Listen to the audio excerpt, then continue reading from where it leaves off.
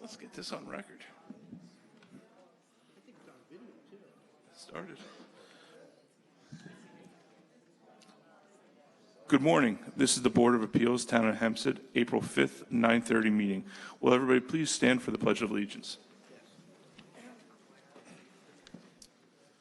I pledge allegiance to the flag of the United States of America and to the republic for which it stands, one nation, under God, indivisible, with liberty and justice for all.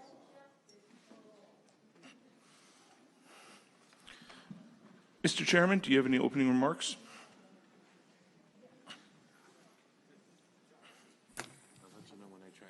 Yes, I do.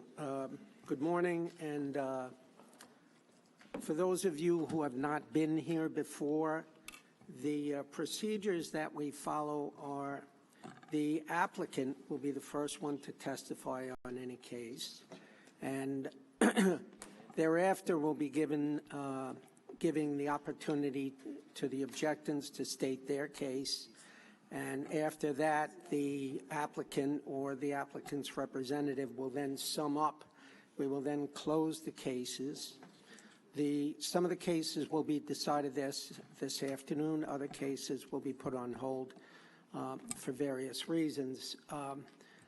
We would appreciate it if no one would attempt to talk over anyone else. All these proceedings are archived, and we have a court reporter taking things down. Occasionally, we will take a recess to give the court reporter the opportunity to refresh her fingers, so to speak, give her the opportunity to relax for a minute, all right? Once the case is closed, we will not accept any additional evidence. And Patrick, if you'll call the first case. Mr. Chairman, we do have one case for adjournment. It is case 242-23 Woodmere, Ronnie and Vanessa Lavotsky, also known as 931 Eileen Terrace. Just your name and address for the record, sir. Thomas DeMonico, 108 Merrick Road, Limerick, New York. Good morning.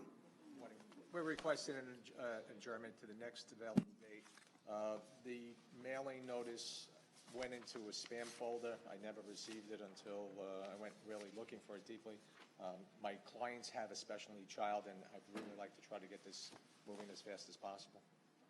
Patrick. May 10th, 9 o'clock? No, I'm sorry, 9:30? Okay, that's fine. Thank you. Okay, you know the mailing window for that? I'll check with the board. It's the 13th to the 20th of April. Thank you very much. Welcome. Any other applications for adjournment, Patrick?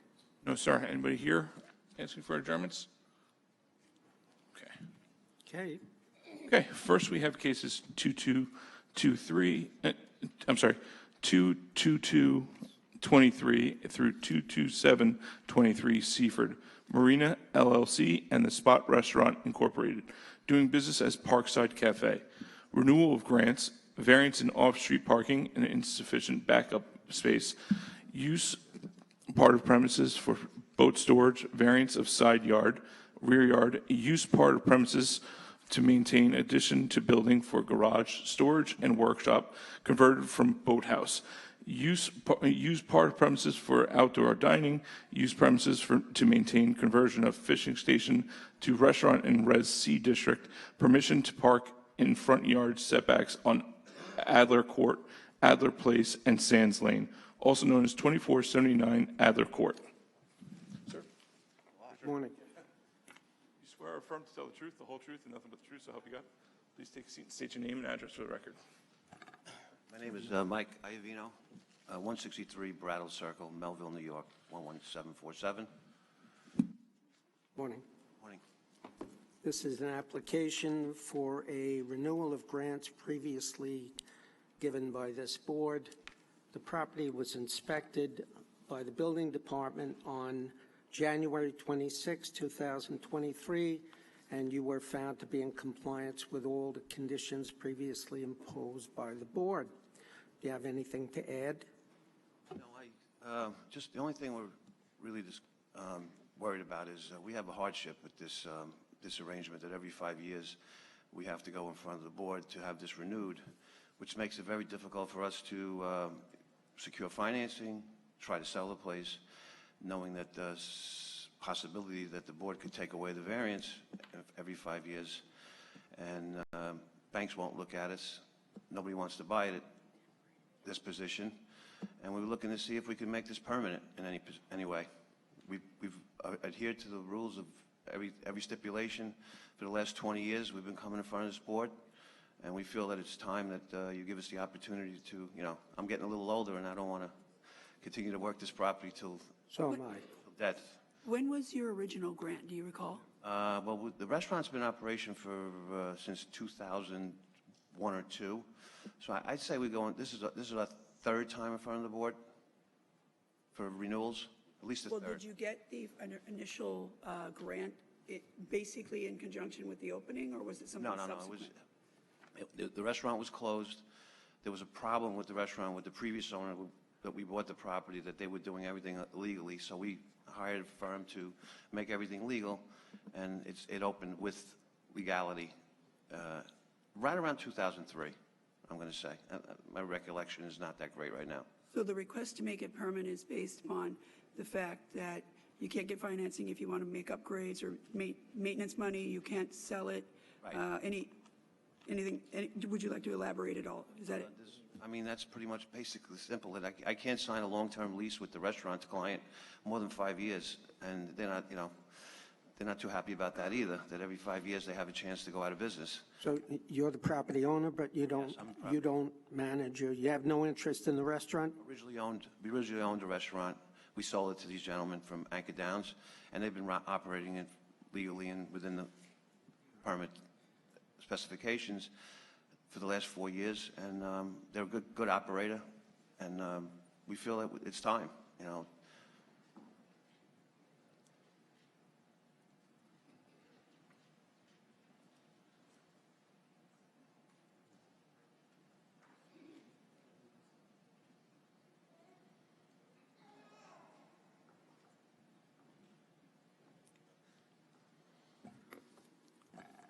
Okay.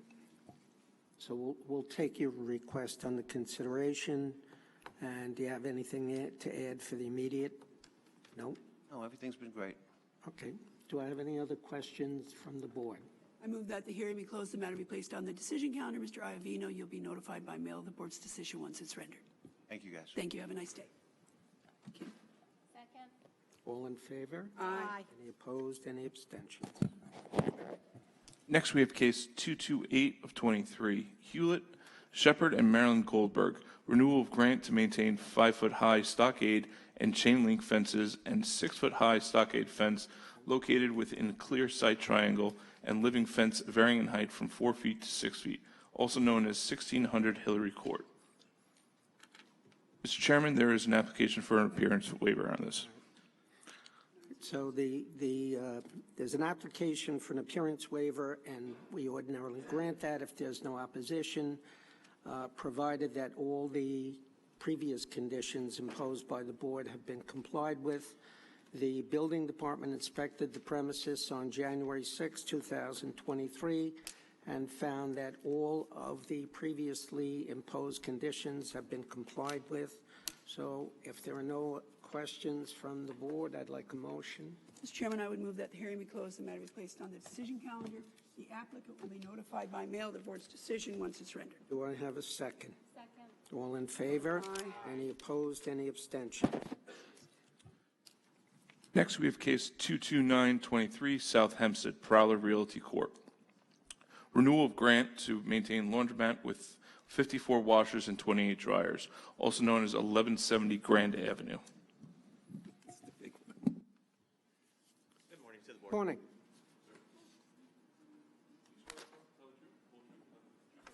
I affirm, yes. Bernard J. Zimnauch, 1909 Great Neck Road, Suite B, Copiague, New York, 11726. I am the attorney for the landlord who is sitting behind me. And also, we have Sergio DeLone, who is the proprietor of the laundromat currently existing there.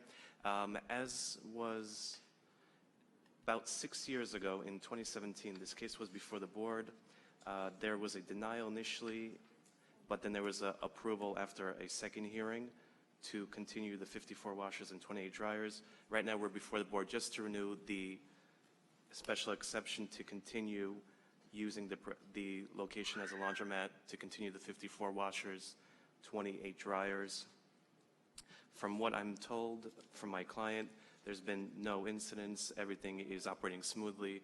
I don't believe the town has received any complaints from any neighbors about this property, to my knowledge. Prowler. Hold on a second. I know, I'm confused. This is Prowler.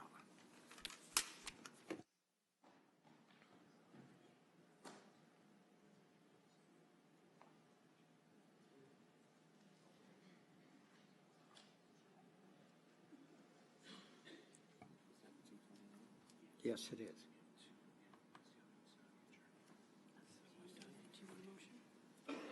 For the record, the building department went to the premises on January 30th, 2023, at which time they found that your clients were in compliance with all the previously imposed conditions. Do you have anything else to add, sir?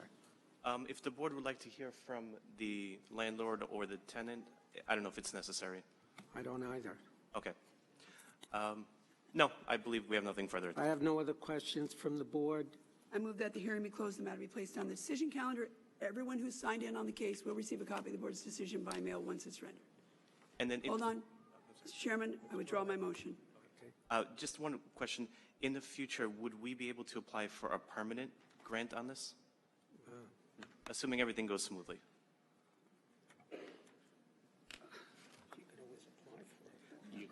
I mean, you can always ask. Okay. Would I be able to ask today? So you want to just state your request? Okay, sure. My request would be to make this temporary grant permanent. There is, as I mentioned earlier, the tenant is here, the landlord is here. Everything has been operating smoothly. There have been no complaints to my knowledge. And it would be,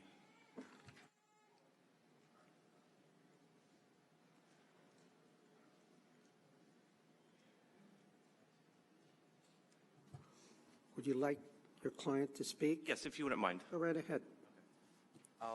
If I could request Sergio.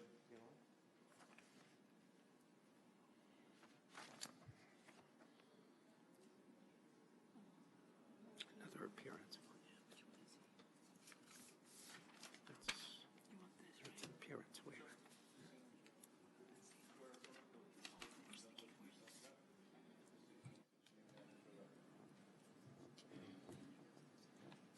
Good morning. Morning. My name is DeLong. Sorry. English is not my original language, but I'm going to try. Okay, so we started the store, the business. We have been operating since over 3 years ago. So we need a permit because we need to continue with the business, please. You're the owner, you operate the laundromat? The laundromat, yes. You- I built it.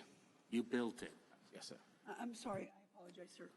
Can you restate your name for me? My name is Sergio, S-E-R-G-I-O, Dilone, D-I-L-O-N-E. D-I-L-O-N.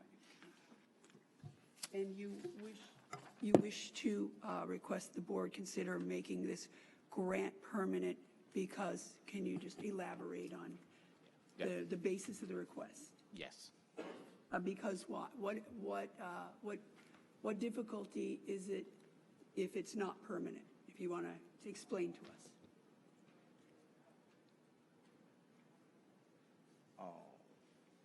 It's okay. I understand English isn't your first language. There's no problem. Just, I assume it's because, obviously, you don't want to come back every 5 years. That's a no-brainer. No one does. Right. But are there other difficulties that you suffer because of the fact that it's temporary, other than coming back every 5 years? I mean, you're welcome to speak to him, you know. By the way, what are you doing that for? I have it. No one wants Where? to claim it. I had them upside down to give you. Yeah, okay. These are the next two. I'll put it back up for you. That's the next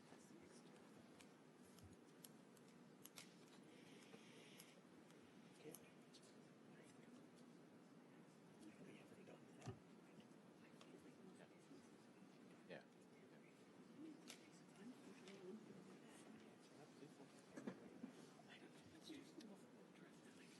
Go ahead. If the board doesn't mind, if I could, No, that's fine. Right ahead. so in essence, what Sergio has explained to me is that he intends to renovate the laundromat every so years. You have to replace the washing machines, the dryers, to keep them up and functioning. It would be difficult to obtain financing for further renovations and to keep it open longer without having certainty that the board would not revoke this temporary grant. That's one of the reasons. The other reason is there are many people that do attend, many patrons that do come to his laundromat. They do like the place, so it would be beneficial to continue this laundromat in the community. Okay, so it's predominantly a financing and the amount of certainty that one has if the grant is permanent and you can pursue your business with a Do you have permanent any grant. I'm sorry, go ahead. Enough Okay. finished. No. Do you have any idea how long the laundromat financing ordinarily goes on for? Because I've done a bunch of these, and, About 10 years. okay. That's for new washers, dryers, et cetera. That's about when you have to renew them. Okay. Okay, is there anything else you'd like to add? Wait, well, you can ask it. I have a question. You, I think you mentioned that to your knowledge, there haven't been any problems, with laundromats. From time to time, we've seen in the past certain laundromats have problems with activities in the parking lot and/or, sometimes there's police activity. You mentioned that you don't believe there's been any of those types of problems during this grant. Can you just confirm that? I can ask my client and he can just. Había policía que llegaron para ayudar a alguien, para arrestar a alguien en su negocio en los últimos 5 años? No, there have not been. Okay, and you've operated it how long, sir? I apologize. ¿Cuántos? No, Desde qué año? vamos para 4. It'll be almost 4 years. 4 years. Should be 5 because it's a renewal, so I'm assuming so. Okay. Okay, and no problems in the community in terms of police activity or other kinds of brawls in the parking lot, whatever? Un área tranquila. It's a calm area Llegan buenas and personas. good patrons stop by. Yeah. There's no loitering, nothing like that. No hay And we que- also recently just renewed the alarm permit too. No hay queja por There's an nadie. alarm inside the premises. No hay queja de nadie y el negocio está creciendo. And the business is increasing in patronage. Okay. Anything else? Not from Mr. DeLone, and I do have the landlord, if I could just have him speak very briefly. Go right ahead. I have a comment, sir. Don't leave. On January 31st, 2018, the board granted this with 12 conditions. Are you familiar with those conditions? Yes, we have them here. It begins with the parking lot shall be repaved, et cetera, and ends with, in the event of any violation, the board could revoke it. Yes. And your client is familiar with these and has continued all of them without incident? Correct. Thank you.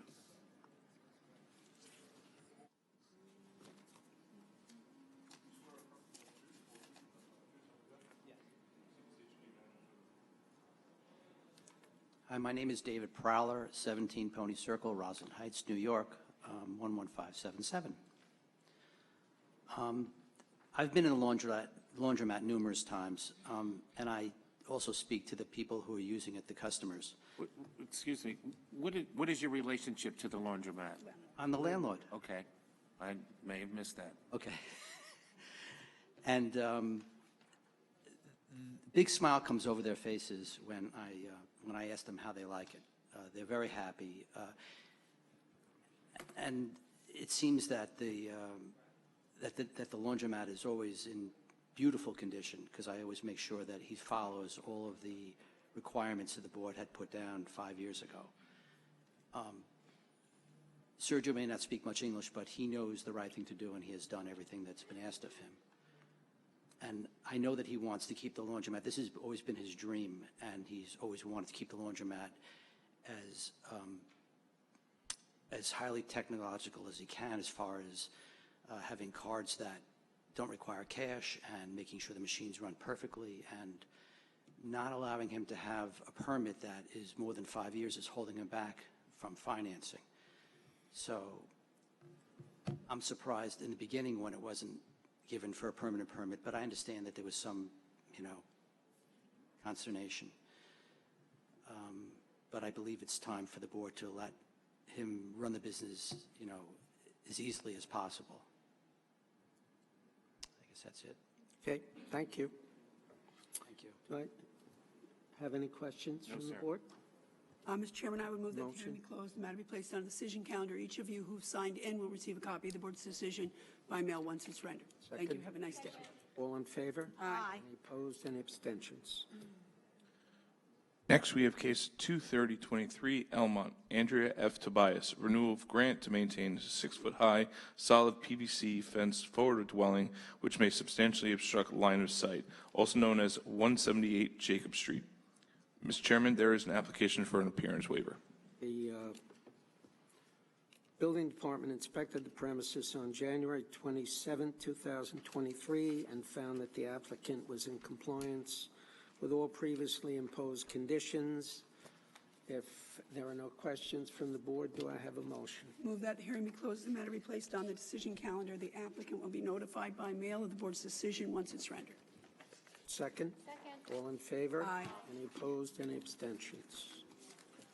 Next, we have case 23123, Uniondale Plaza, LLC, renewal of grant to maintain double-face illuminated detached ground sign, 60 square feet per face, and overall size 100 square feet, overall height 16 foot 6 inches, setback 13 feet from Jerusalem Avenue and 10 inches from Beer Street, and located in the clear sight triangle, also known as 700 Jerusalem Avenue.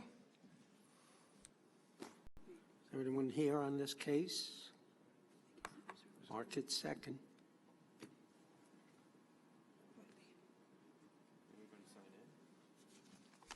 Next, we have case 23223, Baldwin, Sandy Marmol and Alejandro Bonet Santana, renewal of grant to maintain two-family dwelling, also known as 2327 Harrison Avenue. Swear affirm to tell the truth, the whole truth, and nothing but the truth. Take a seat, state your name and address for the record. Ruth Hungerford, Hungerford, of Greenway Designs, 103 Greenway Drive in Farmingdale, New York, 11735. Morning. Good morning. How can we help you? We would like to renew the permit that's been originally from 1992. It did expire in 2014. There's been a change of ownership. We closed in 2022, Sandy and Alexander, and we would like to maintain a two-family dwelling. Where do they live?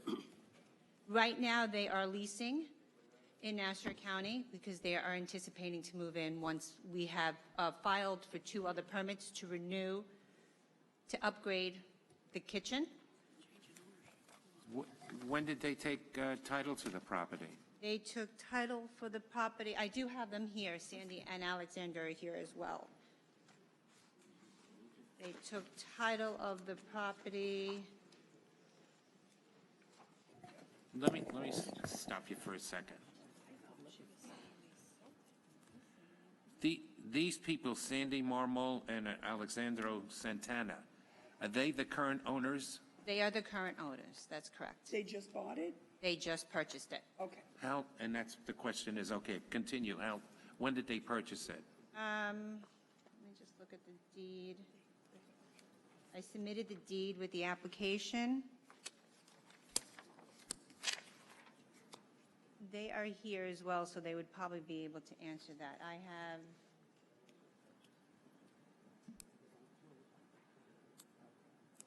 Sorry, I don't have that here. I know it was within the past year, because I filed the application back in September. They bought it? I would say, would I be able to ask them? Yeah, absolutely, you could bring them up if you wish.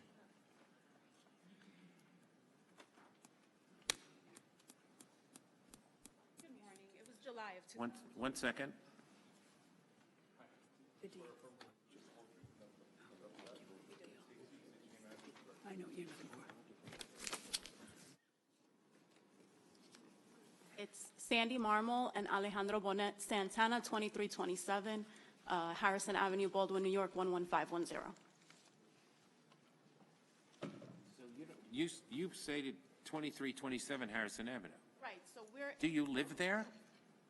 we would love to live there. We haven't been able So to. what is your correct address? Right now, it's 59 South Merrick Road, Massapequa, New York, 11758. Okay. So you bought this in August? We did. Last year? Mm-hmm. And there are two residences in this structure? Two One needs to be owner occupied. Who's living there now? Right now, there's nobody living on the first floor because we have an issue with permits to renovate the first floor. That's where we're going to be moving in. Oh, so you don't live there because you need to do work before you move in? And while you're working on getting that permitted and that work done, you filed to change ownership in terms of the two-family situation. So there's a renter in the upper floor? Correct. Okay. We have another family living on the second floor. Okay, and is the renovation of the first floor because you want to, or was there did something happen, like, No, it's because we want to. okay. Wanna make it- Sometimes people, they had a fire or a flood or something.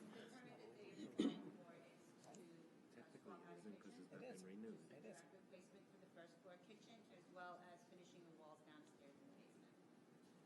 Okay.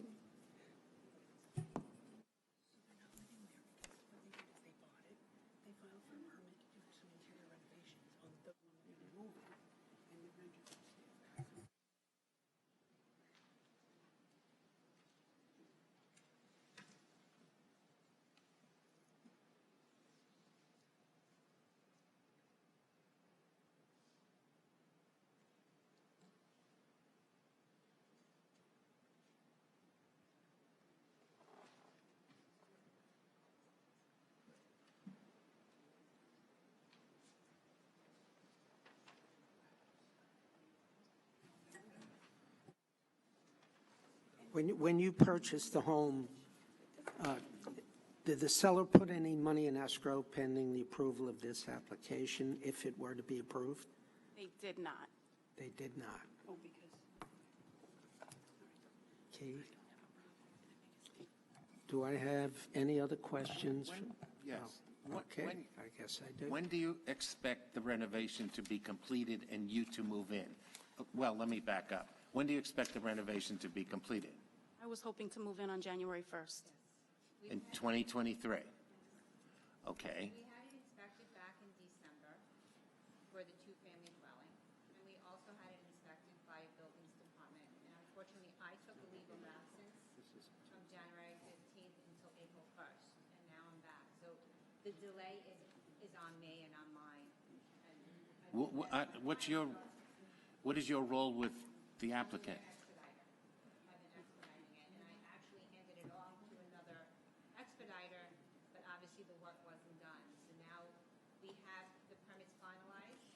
They're just missing the ceiling height, which is within code, and they're missing the rec room, because they made it into a rec room, because it's established. We're applying for a compliance permit for the basement.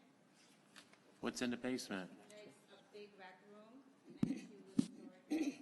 But we don't want to have their two small children down there without, there's already an egress window, but there needs to be a second way. Means So to be. they don't want to move in unless they get it approved for a separate entrance in case of an emergency. Okay. And have you filed building permits? We have filed them, they're in your portal. They're installer in the portal.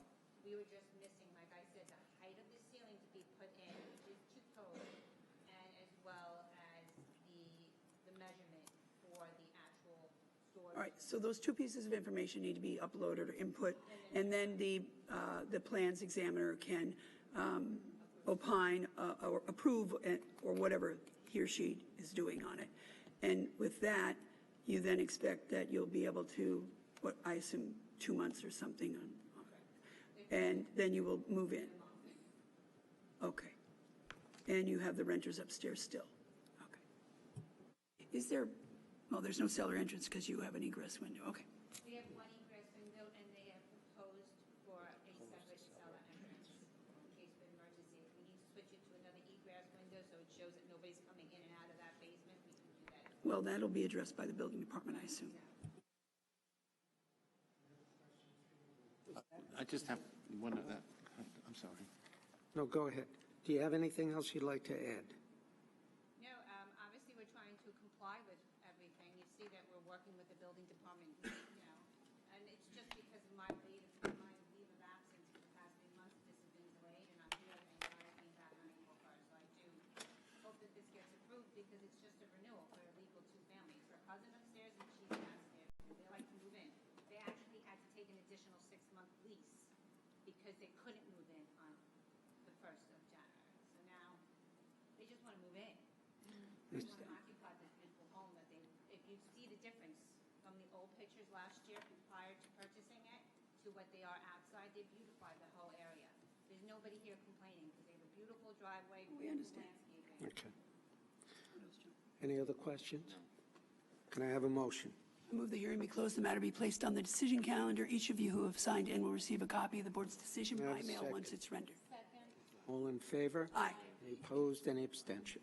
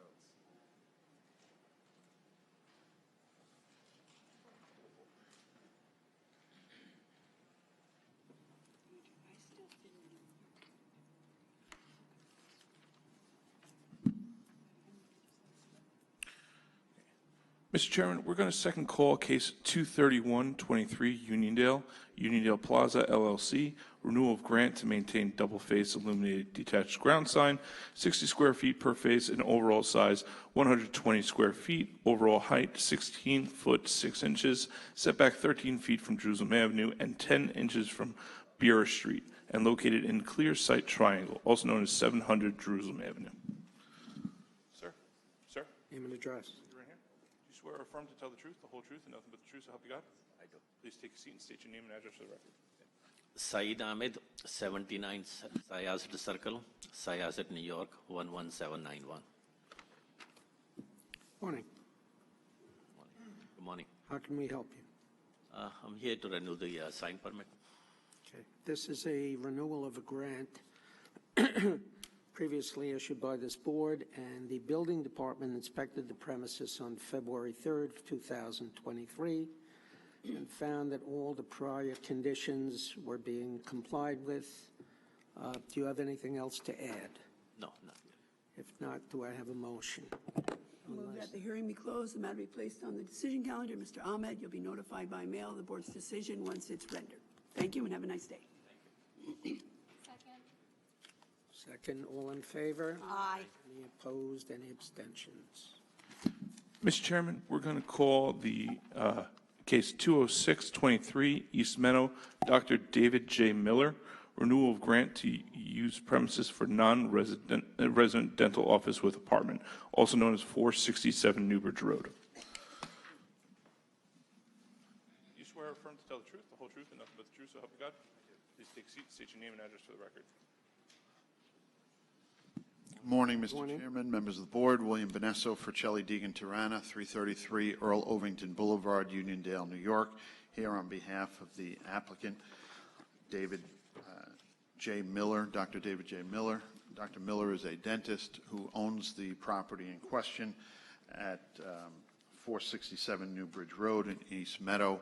This is a renewal application to renew the grant that was issued last renewed in 2017, a renewal of a grant to use the premises for a non-resident dental office with an apartment. As I understand it, the inspection has indicated that everything is in compliance. But my client asked if he could modify two of the conditions that presently exist on the property. I ran that by counsel for the board and asked if we could do that at the renewal hearing, and he indicated that we could present that to the board for its consideration. Which two? The two in question are conditions number 1 and number 2. Dr. Miller would like the ability to lease the property to something other than just a dentist, a licensed professional, a medical doctor, a chiropractor, orthodontist, even a lawyer, but a licensed professional. He would accept a restriction that it be a licensed professional, and he would still accept the restriction that there would be only single occupant use at any one time. So there would not be a situation where there was more than one professional occupying the building at any given time. So we would ask to change the condition number 1 to read, the special exception grant herein shall be limited to one licensed professional utilizing the premises at any given time, and in the event that any more than one licensed professional occupies the premises at any given time, it shall become null and void. And then the only modification to condition number 2, which references dental hygienist, a dental assistant, and secretary, we would change that to, in addition to the licensed professional above, there may be no more than 2 assistants and 1 secretary present as well. So it basically keeps the same numbers, keeps the same exclusive use of the premises at any given time, but it allows the dentist to rent the property to a different licensed professional than a dentist. Single license. A single licensed professional, correct. But without, you mentioned anyone at one time. So I don't recall in this matter whether there was, say, for example, 2 dentists, but only one using, like, Tuesdays and Thursdays and Wednesdays and Fridays. Well, so number 1, answer that, and number 2, I think if we were to modify condition 2, it might be a little easier to say 1 licensed professional and 3 other individuals, support staff. That's acceptable. Rather than. Yeah, that's acceptable. From what he describes to me, the practices these days, they're not open 5 days a week, or 7 days a week. One dentist is there, maybe 3 days a week, and then the place is vacant. So he's looking for the opportunity to be able to lease to 2 separate professionals, but they would never be there at the same time. And licensed professionals. Correct. Licensed professional. Be an architect, a lawyer, a doctor, a dentist. Theoretically, yes. But with no more than 3 additional employees, whether they be assistants or secretaries or the like. But, for example, I'm just trying to think through, like, an insurance agent is licensed, but I'm trying to think if that's more of a traffic flow. It appears that the definition of professional over the past couple of years has been expanded tremendously. Well, if we want to I really limit don't it know who's a professional anymore. rather than licensed professional, we would accept licensed medical doctor, licensed chiropractor, licensed attorney, that kind of thing, or licensed architect. We could put limitations. We're not opposed to that. We recognize the board doesn't want anybody who says I'm a professional hairstylist, so consequently I want to use this place. So we understand that. We're willing to accept that. All right, well, maybe you could provide Surely. the office with, a discrete list of what so it can just be put Not a problem. specific. Is that better? Happy to do it. Licensed professional building employee. Of the following groups or something. Do you have anything to add? Nothing more. Do I have any questions from the board? Move the hearing be closed, the matter be placed on the decision calendar. Mr. Benesso, you'll be notified by mail of the board's decision once it's rendered. Do I have a second? Second. All in favor? Aye. Any opposed? Any abstentions? Next, we have case 233 of 23, Elmont, Meacham 190 LLC. Variance lot area, construct 2-family dwelling, also known as 190 Meacham Avenue.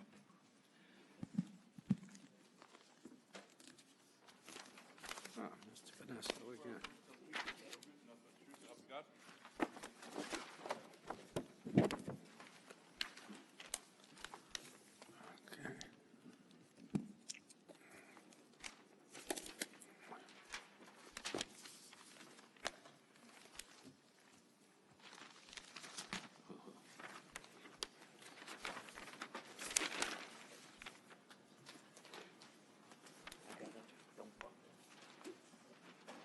morning again, Mr. Chairman, members of the board. William Benesso for Celli Deegan Tirana, 333 Earl Ovington Boulevard, Uniondale, New York, on behalf of the applicant, Wasim Hakim. Mr. Hakim is seated to my left. He is not only the owner of the property, but also the architect for the project. The application before the board is for an area variance pertaining to premises known as 190 Meacham Avenue in Elmont. Meacham Avenue is the main arterial roadway running through this portion of Elmont. It is a business district zoned area, including this property. It is in the Business X district. The Business X district extends 80 feet on the west and east sides of Meacham Avenue. My client presently maintains there a small house and a rather large garage on the property. The proposal is to remove that, demo it, and redevelop the property with a two-family dwelling on the premises. The two families are to live side by side in the Pardon? proposal? Side by side. Well, side by side, it's a two-story house. They're side by side. I saw it. Yes. Yeah, okay. Yes. The proposal is for a two-family dwelling. Everything is fully zoning compliant, but for the area. The lot is 80 by 80, 6,400 square feet. The Business X district requires a two-family house. It permits a two-family house, but it requires it to meet the area requirements of the Residence C district, which would be 12,000 square feet for a two-family house. So we do need an area variance, but nothing other than an area variance. Lot area. Lot area, correct. Not a lot area occupied. No, not a lot area occupied, simply lot area. And I will get to another approval that this board granted on an identical property just down the street in a moment. But first, I'll provide the board with a photo array that I prepared showing the surrounding development on both sides of Meacham Avenue within the 200-foot radius. As noted, this is a business zone, but the development along Meacham Avenue in this area is a mix of a few single families, several two families, multifamilies, and business uses. The photo array that I've handled up will show you a collection of a number of different uses in the area. If you take a look at it, the first photo, the cover is just an aerial photograph, and I've blocked off and numbered what each photo depicts. The first one is the subject property. The second is a street view of the property directly south of my client's property. It's a large two-story office building occupying almost the entire property. To the south of that, on the same side of the street, is additional commercial use that is situated, that goes to the corner. It goes to the corner of Herald Avenue. Across the street, photograph number 4, on the southerly side of the corner of Herald Avenue and Meacham Avenue, is a two-family house that this board approved in 2003. It was an application I presented to the board. It's an identical lot. It is 80 by 80, 6,400 square feet. That application needed a area variance identical to this application. So there is precedent for this kind of relief. Picture number 5 shows a multifamily dwelling, a two-family dwelling situated on the north side of Herald and the east side of Meacham. Then there are two substandard 20-foot wide lots with two single-family homes on them running to Globe Avenue and Meacham Avenue. Then you have 3 single-family homes that are substandard in terms of lot area. And then north of World Avenue, you have a veterinary office and another commercial building. And then when you go back across the street to the same side of the street as the subject property, you have the Thomas F. Cash and Sons plumbing and heating building, and then another substandard lot containing a single-family dwelling, and then you have a large industrial/commercial building next door to the subject site. So you do have a mix of commercial, non-conforming, single-family residential, two-family, and multifamily in this area. So that is the character of the neighborhood. The introduction of a two-family dwelling here at this proposed site will not alter that character.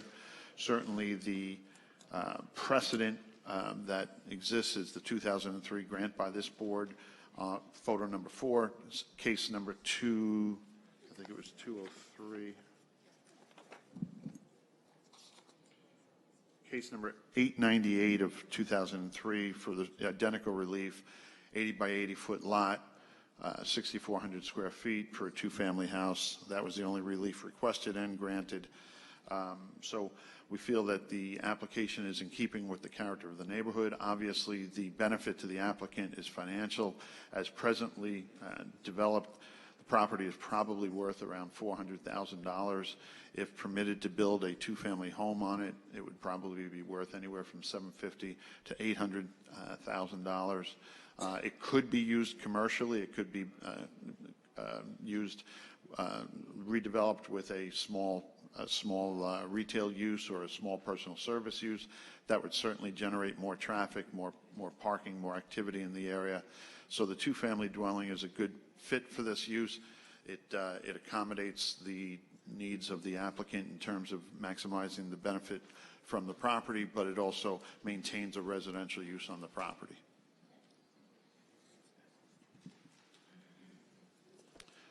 That's our direct case. Yes? No garages, but 2 curb cuts and long driveways on either side of the house. How long are the driveways? And how many cars could that fit?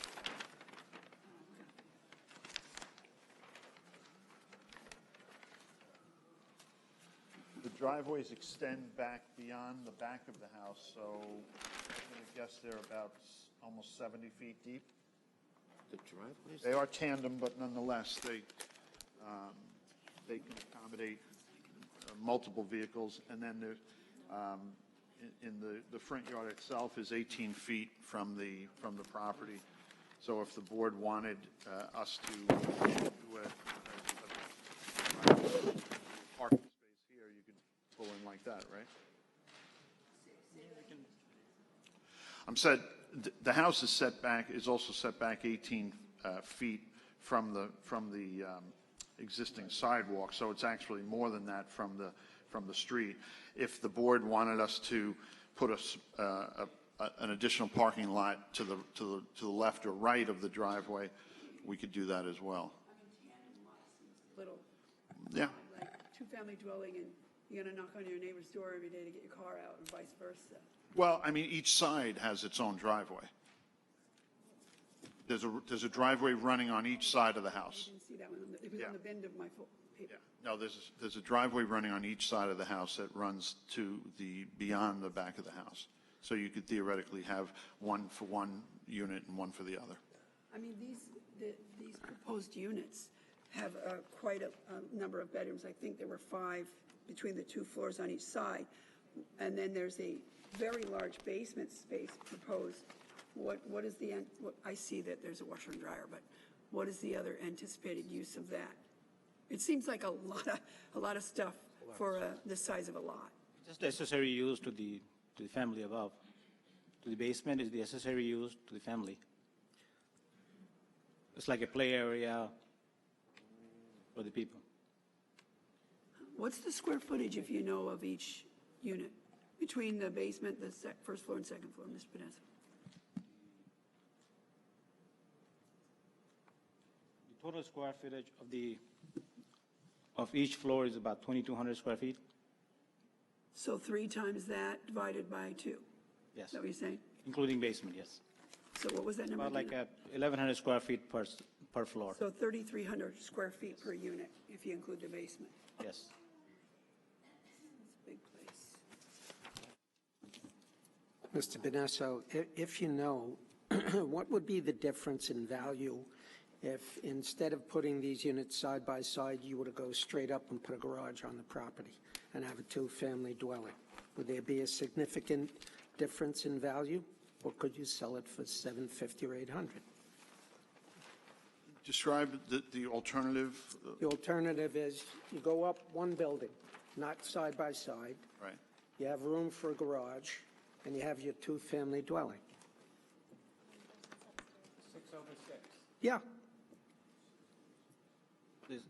Is always the issue with, like, if you have a different people living upstairs and downstairs, it's always a noise issue. What kind of an issue? Like a noise issue, and the people complain, like people running up. Assuming that would be So, present.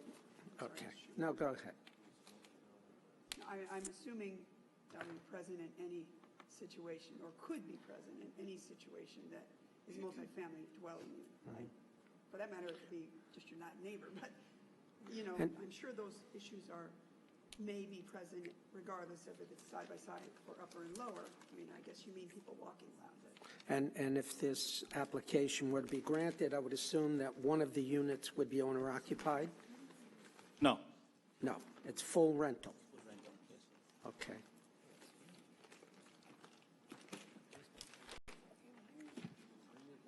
May I approach? Yes.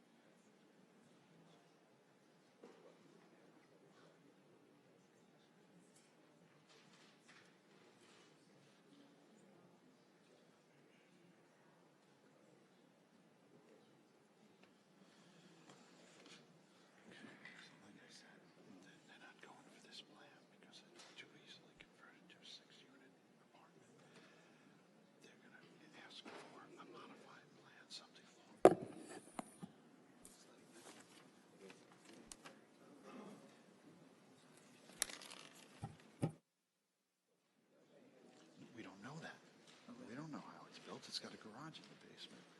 I tried to get the floor plans for that. Yeah, well, listen, I'm just telling you what they're telling us. I knew that the layout would be a problem. So let's see what the abstract says. Thank you, Mr. Chairman. Again, that's our direct presentation. Nassau County Planning Commission recommended local determination.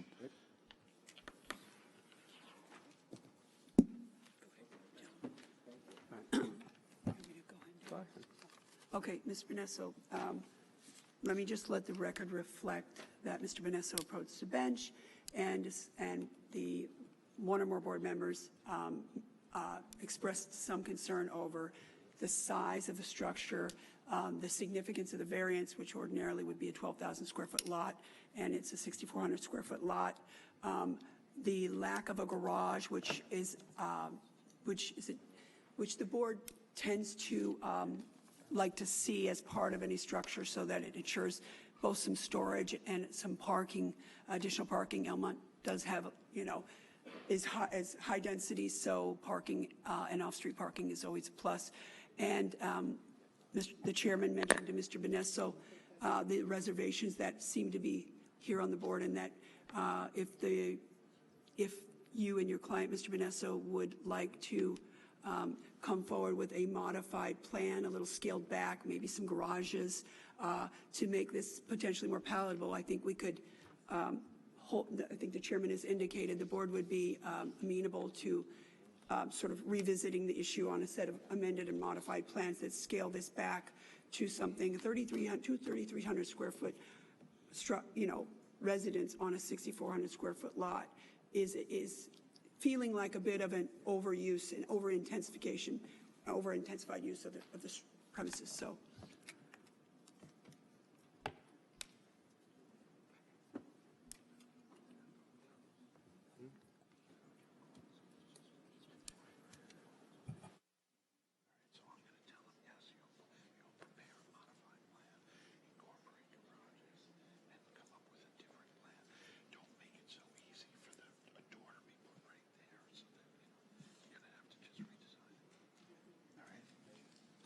That's acceptable to my client.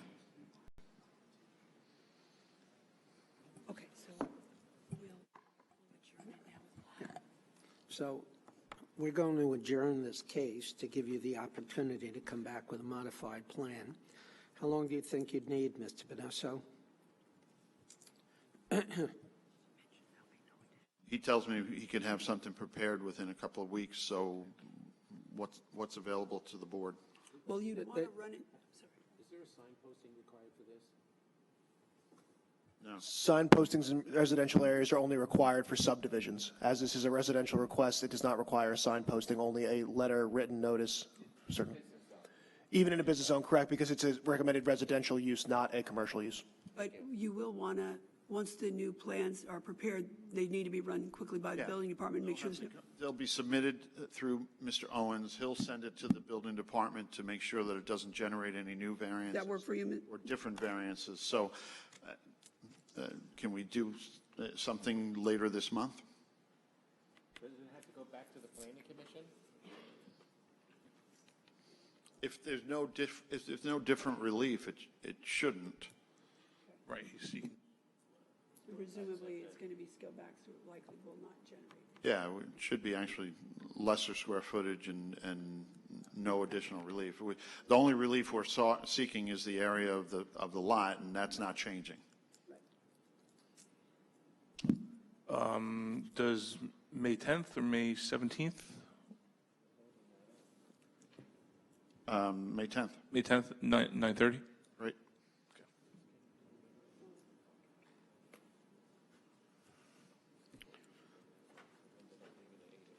Thank you. You're welcome.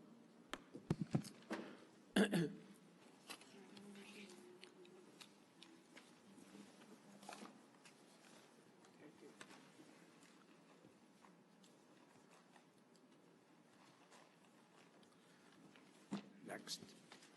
Thank you.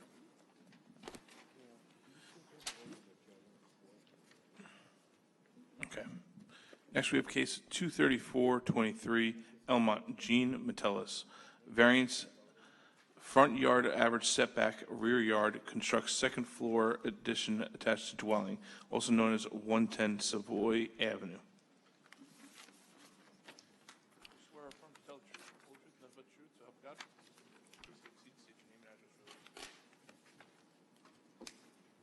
My name is Thomas Haupt, H-A-U-P-T, 2310 Hempstead Turnpike, East Meadow, New York, 11554. Good morning. Morning. We're here to ask permission to construct a second floor addition over the existing house. This variance is for the encroachment into the required average front yard setback and the required rear yard setback. The required rear yard setback is 25 feet. We're proposing 23.46, which is a difference of 1.54. The required average front yard setback is 15.9, and we're proposing, now this house is on an angle. It's not parallel with Savoy Avenue. So the one left corner is at 6.75, which is a difference of 9.15, and the right corner is at 10.95, which is a difference at 4.95. We're proposing to build straight up. We're not encroaching any further into any side yard, front yard, rear yard. The house was built in 1923, and in that area in Elmont, there's a lot of homes that are built right up to the roadside. Mr. Metellus has 7 children, so they do need the room. We're proposing to build 4 bedrooms and 2 baths on the second floor. The house is very well maintained and has no complaints from any neighbors. So we're asking for permission to be granted to build the second floor. No construction on the first floor? Yes, there is. There's Well, let me qualify that. yes. No construction outside the No, existing just footprint? interior. Okay. You realize you have an open permit for a shed on the premises? see Is that, that going yes, to I be closed out? Yes. I did just see that on the search sheet. That was from 2011, which will get closed out. Any other questions from the board? Move that the hearing be closed, the matter be placed on the decision calendar. Sir, you and your client, who also signed in, will receive a copy of the board's decision by mail once it's rendered. Second. All in favor? Aye. Any opposed? Any abstentions? Thank you. Have a great day. You too. Next, we have case 23523 through 23623, Levittown, Gary Hollis-Sasek. Special exception to maintain accessory structure, pond larger than permitted and exceeding horizontal maximum. Special exception to maintain second accessory structure, shed higher than permitted, also known as 159 Blue Spruce Road.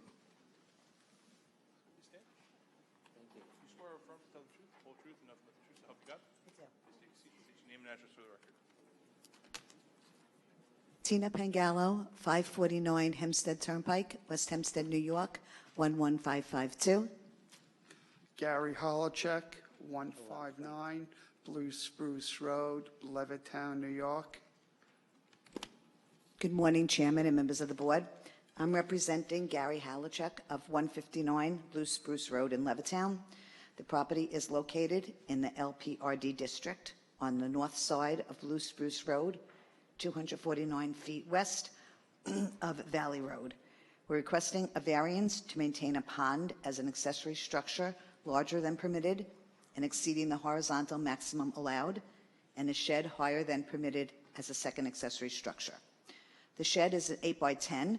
The maximum height allowed is 9 feet, and the height provided is 10 feet.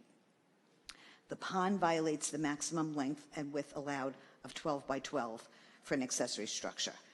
The length and width provided is 21 by 10.50. The maximum square footage allowed is 144 square feet, and the square footage provided is 220.5 square feet. Yes. Uh,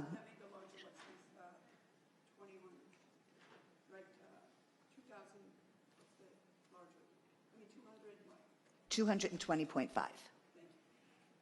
Mr. Halsek has always had a pond for the last 30 years. This pond is approximately 6 years old. He's in, how deep is the pond? 18 inches. He's invested a lot of time and money and takes great pride in the pond. There was a complaint from a neighbor next door with the noise, so he installed a separate pump for the waterfall, which goes off on a timer that goes on at 8 a.m. and goes off at sunset. I do have letters from 10 neighbors indicating they have no objections to the board granting the variance. And also Mr. Halsek is here in case you have any questions for him. All right, Ms. Pangallo, we have one email, one that I've seen, that is in opposition. I realize all the folks here signed in are in favor of this application. And the complaint is, actually, they oppose both the pond and the shed. And apparently, the only thing I can glean from this as the basis of the opposition is that the author seems to think the pond is being used for a commercial purpose. Can you or your client just speak to that? I'll let you speak to that. No, it's not. Do you have any idea what are they alleging, that you're selling fish or something? I don't understand anything what's going on with these neighbors next door, to be honest with So you. you don't know you can't even guess what their allegation, I mean, I can't think of too many uses commercially for a pond except fish, sell fish too. I have 13 fish in a pond. I'm an avid hobbyist. One thing you don't do if you don't want to have problems is add fish. My fish are all 1.5 feet long, they're huge, and no, not at all. Raccoons bother it at all? Or just Well, I have the 6-foot fence, and underneath the fence, I have brickwork all the way around. I haven't really seen anything. If the raccoons are getting in, they're all over the neighborhood. And even... I'm not suggesting that you're attracted. No, and I'm just saying, even possum, because my front camera on my house, I see them all the time in the nighttime. In my house as well. And, you know, and even with the fence, since they can't get underneath, I have seen cats, the possum, the raccoon walking on the top of the fence. Wow. Yeah, Thank you. that's all, sir. What do you have in that shed, sir? In my shed? Yes. Snow blower, lawn mower, thatching machine, all my garden tools. That's all.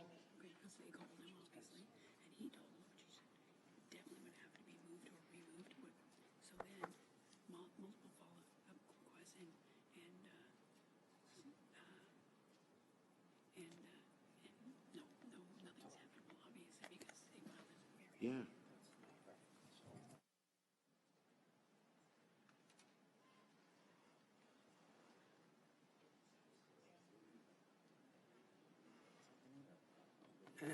And do you have anything you'd like to add at this point? Because we apparently have someone who's opposed to the application. And we'll give that person a chance to speak if you have nothing further to add. Okay.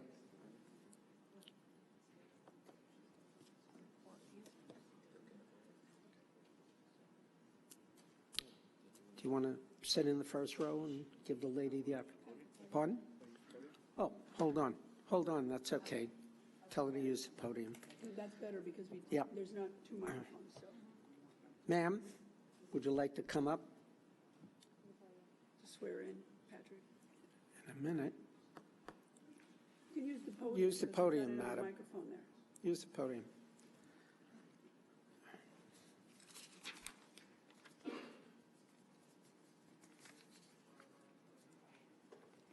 Yes, I do. Emanuela Rocco, 161 Blue Spruce Road, Levittown, New York. Okay. Tell us what you'd like us to know. I'd like to present photos. Okay, Ms. Pengel, Yeah. If you could show them to the applicant. while you're doing that, can you tell us who took the photos? Okay. And I And assume when? they're photos of the pond, the shed, and what it looks like from your From yard. the day we closed on our home, Which was when? October 31st, 2015, 2018. Okay. 10/31/18, is that what it is? Yes. Yep. That's when you closed on your house, so go ahead. And we didn't know what the hole was that was being dug next door to us. Okay. And we thought it was a pool, but as you could see in the photos, from day one to today, what the pond and the yard looks like. And it's an everyday nuisance with what way? noise and In what way? noise. He The has pond. never stopped doing work there. Every day, he's doing something else. Well, when you say work, do you mean construction-style work, or he's out there tending to the fish? Out there tending to whatever, look at the pictures. Okay, well, they haven't made it their way up here yet. So, but it's helpful for you to give us the narrative, so. Nothing pleasurable about him and the pond. There's nothing pleasurable. There's pails going in and out. There's stuff every day going on with them. And that's why they're all here. Okay, so, okay, keep whatever, tell us whatever So else. he had the water running from the first day, the first night we were there, he was building. The next morning, 6:30 in the morning, he was there. We just bought the house, my husband and I, sleeping in our bed, right outside our window, the drilling, this has been going on for 5 years. Okay, so that sounds like construction-style work. So I get, he moved in, he was building the pond, it made a lot of construction-style noise. You're saying that it's still making noise. Are you saying that he's doing additional construction style work, or? Yeah, well, What, I mean, okay, do you hear jackhammers? do I hear what? Are you hearing regularly jackhammers? Well, not every day. Now he's doing maintaining. So it was initially building, now it's maintaining. What does he do to maintain the pond? By the way, we'll accept those photos and evidence if you have no objection, Ms. Pangallo. Okay. Okay, so explain to us, we're sitting here thinking. Water running, then he was told to shut it off, but it was still running all night. Wait, who told him to shut it off? The Department of Buildings. Then he did something, he construed some kind of thing where the water ran inside, but it was still coming down the rocks. You could hear it. They may like it, he may like it. We don't like it. We don't want to hear any noise at night. And if I have to do other things like not to hear the noise, that's what you have to do. Say that part again. He has the water running for the pond. If you look at the pictures, you could see how it was until we made the complaint. We asked him nicely, what are you doing? What are you building? He said, I can't shut the water, my fish will die. Right. The photographs that I see here, no, you're gonna have to wait. When it's your turn, let me finish, let me just ask her. Okay, so I now am looking at the photos that you've submitted, and I think there are. And they're all dated from day 1 till yesterday. Oh, I see, they're dated over here. Okay, so April of 19, April of 23, August of 20, November of 18, and November of 18 again, and November of the year 18.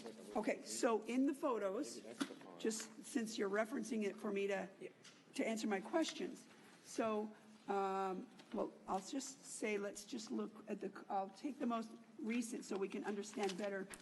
So the most recent photo is a zoomed-in photo that, for the record, the pond in all these photos seems to be the same size, shape, and location in all of them over time, as far as I can tell. I can see the adding more. You got to let me ask the question. So I can see the black, what I'm guessing is the black membrane that goes in, and it appears there might be water in there in some of these. I can't quite tell. And then there's some sort of black, maybe a cover. I'm not sure. So, but basically the pond looks. And there's a white cover in another photo. Good. The pond looks the same size and shape mostly in all of these. In other words, if I look at the oldest photograph of the pond, let's just take November of the year 18, and I look at the photograph of the pond, well, in April of 23, the year 23, it doesn't appear to have changed much in its construction. Again, I'm going by the photos you referred me to. But, I'm not sure how that answers all my questions, so maybe I just let you finish describing the noise and whatever other issues you have, and then is this your neighbor or your husband? Okay, so no, let her finish quick, or let her finish, and then. And we'll swear you in, and you'll have the opportunity to make your comments. So far, there's noise. We're not sure exactly what kind, but there's water noise and some kind of. Now that we made the complaint to the Department of Buildings, there's been nothing but harassment, racial comments, and I could go down the line with all the neighbors. Everyone is involved. Okay, well, There's rats in the yard. I had to call the Department of Health. They're all climbing up his pond, his sunflowers, his tomatoes. They're all coming into my yard. I have photos. Well, the sunflowers and tomatoes are not before the board. Right. And I'm not sure that we have any control. Pond is attracting the animals. Okay. So would you like to be sworn in and speak, sir? Okay. Patrick, just a second, sir. You have to be sworn in first.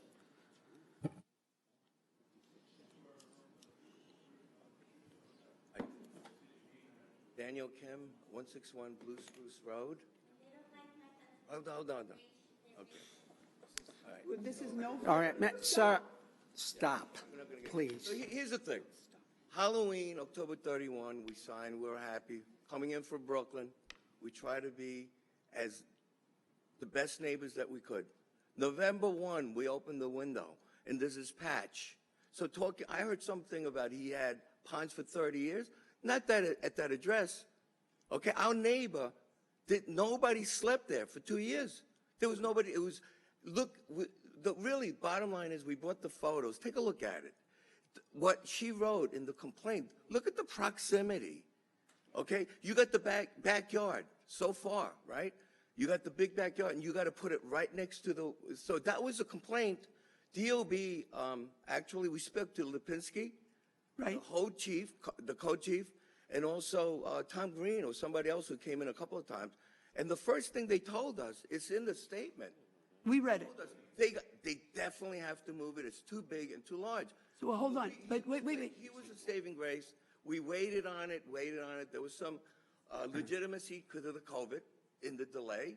Okay, it's what, 2023? Sir, let me tell you a couple of things. Number one, they are not here for any relief regarding the proximity to the side of the, they don't need a setback variance.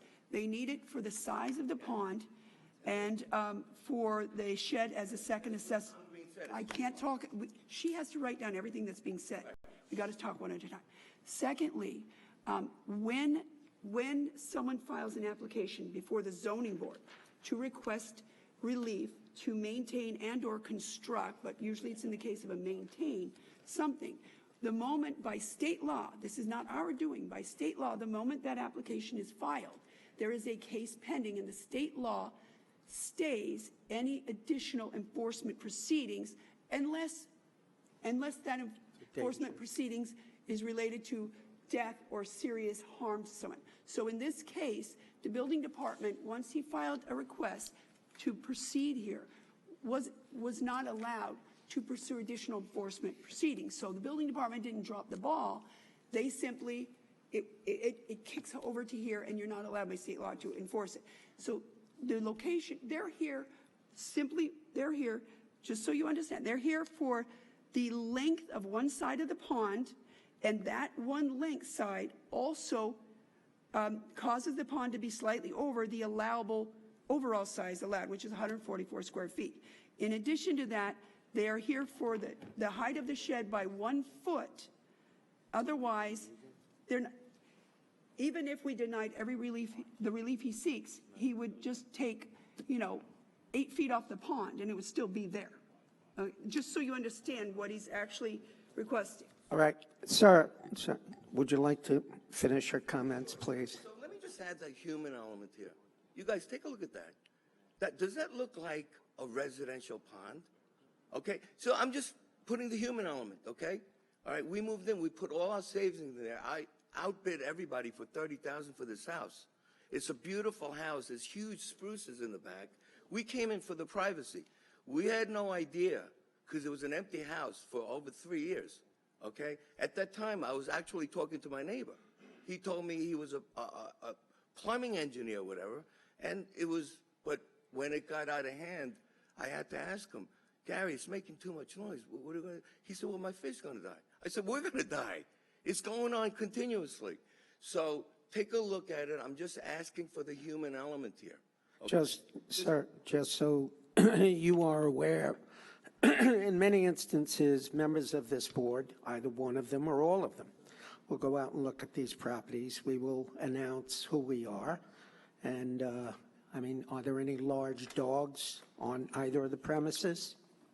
No. No? We have a couple of goldfish, that's it. Okay, well, all right. And before we make a decision, some of us or all of us may go out and look at the premises. I don't want to talk over it. I need to also add the harassment. The last thing I wanted to do, I came out here to be a stick in the mud. She wanted to do a little gardening. That was it, okay? But the preponderance, look at the people here for this guy, okay? This is crazy. The other day, I'm going to work. This guy, he's cutting me off, and I got him on tape. It's a criminal matter. He cuts me off a couple, and then he got his, wait, he got a last buddy running down like he's showing and tell to the neighbor. Here, I'm going to beat up this guy. And then he cuts left like a chicken. That's really, Stuff we've been dealing okay. We understand. Okay, so, thank you. One last thing. I did tell the DOE, this guy is a plumbing engineer. And I got it on the emails. All right, there's certain toxic stuff, I told them, that's coming through that's sort of on and off. You know, so that needs to be looked at. I really plead with the panel to have somebody from DOB looking at, when you're a genius with plumbing like that, we're at lost. And you're able to push a button, and you know, this is the cause and effect. So these people, I don't know if they even know what he's doing. Right. Okay? Thank you. All right? So that's what I'm saying. Any other questions from the board? I don't know whether these people are going to talk. No, Mr. Chairman, I move that, Hold it. Do you have anyone else who wants to speak? Either. Okay. I don't know. They were raising their hands. I know that. They're raising their hands. Next thing you know. You don't have to. name and address. Name and address for the record. 149 Blue Spruce Road, Levittown, New York. Has she been sworn in? Okay. I did. Okay. I would like to say, and I hope I speak on behalf of all the neighbors that are here, that Gary is an exemplary neighbor. That pond has been there well over 30 years because, as the oldest of the crew, I've been on the block in excess of 40 years. The pond has varied in size, as you can see. He also was out of the house for a few years, tending to his fiance's mother before she passed. The pond was maintained, the property was maintained. There was nothing. Stop!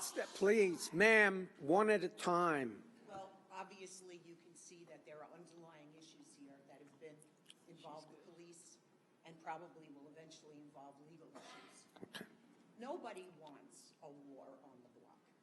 Everybody wants peace. The punitive nature of this hearing should be obvious to you. And I am asking you to come and take a look.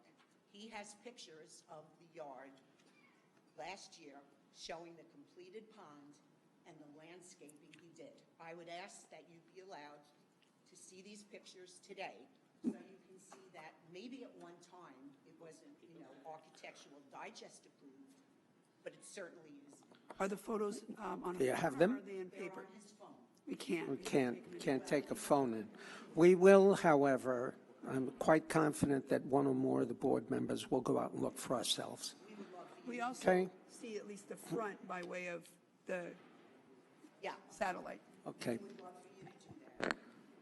And perhaps once this pond issue is resolved, we can be back to peace, which is where we were before this started.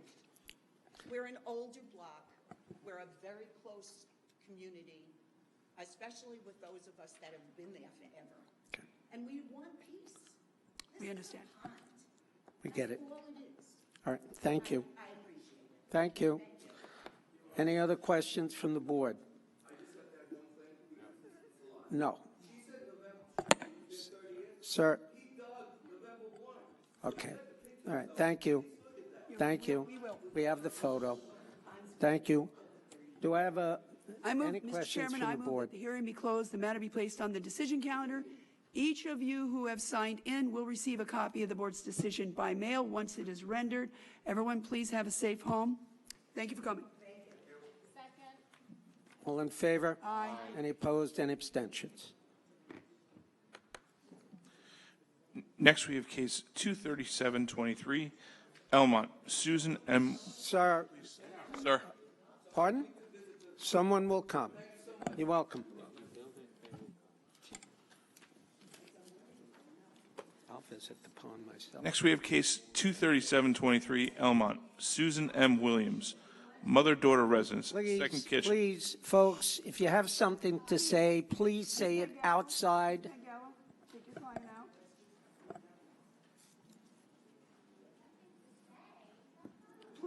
Please. You can't disrupt our proceeding this Okay. way, or you will be removed. Okay. All right. Next. Next, we have case 23723, Elmont, Susan M. Williams, mother-daughter residence, also known as 154 Gotham Avenue. She's still out there mouthing at him. Good morning. Morning. My name is Susan Williams, 154 Gotham Avenue, Elmont, New York. Yes. Sorry.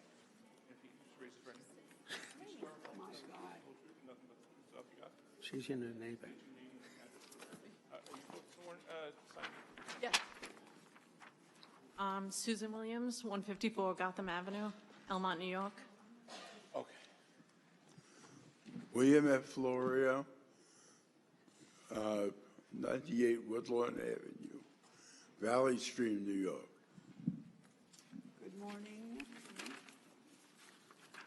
Ma'am, are you going to speak? Oh, okay. Okay. Okay. Patrick, you've sworn them in? Yes, sir. Okay.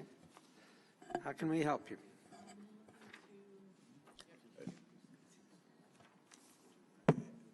We have a house on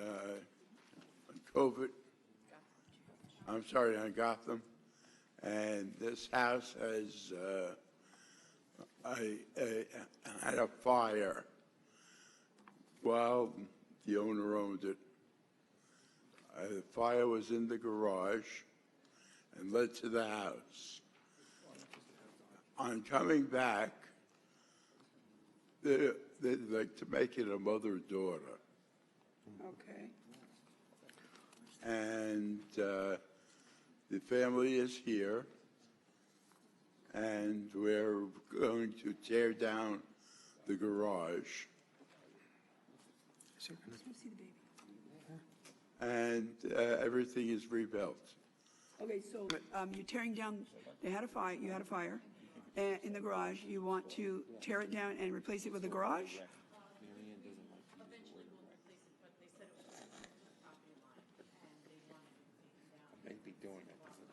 Oh, it's not an attached garage.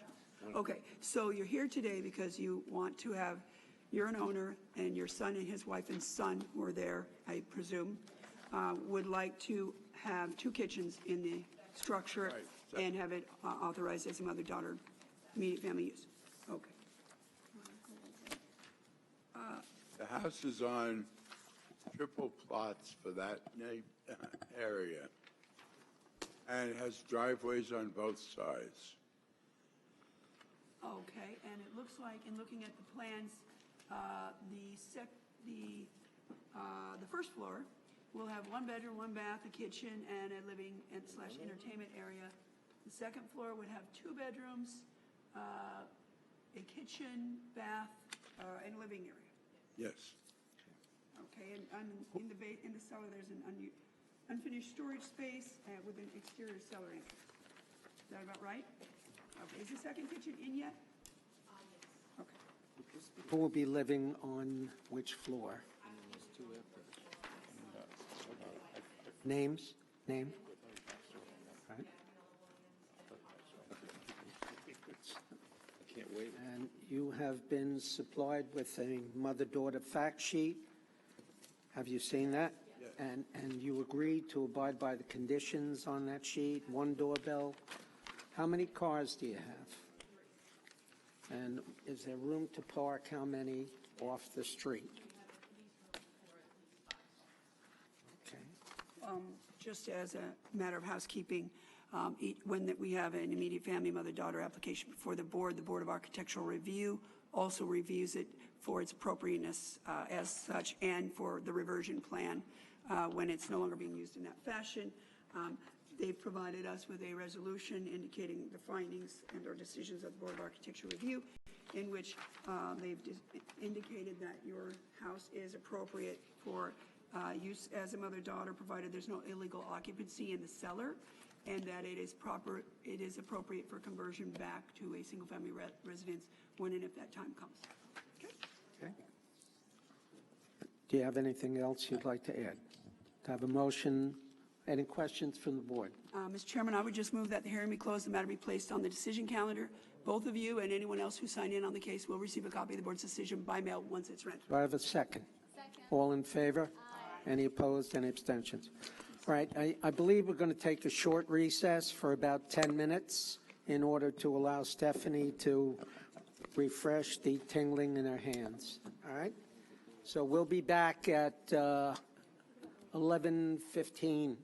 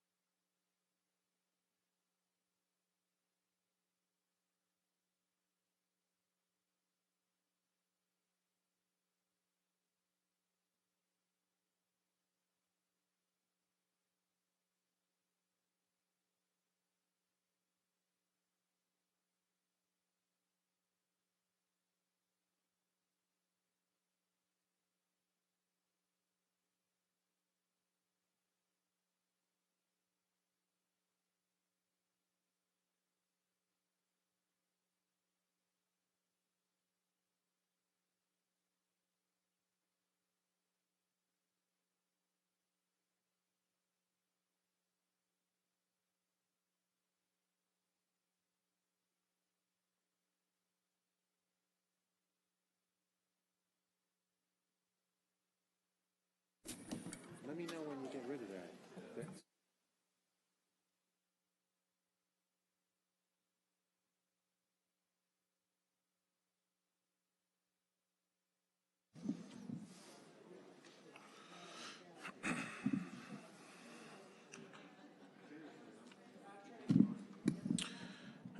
Next, we have cases 23823 through 24123.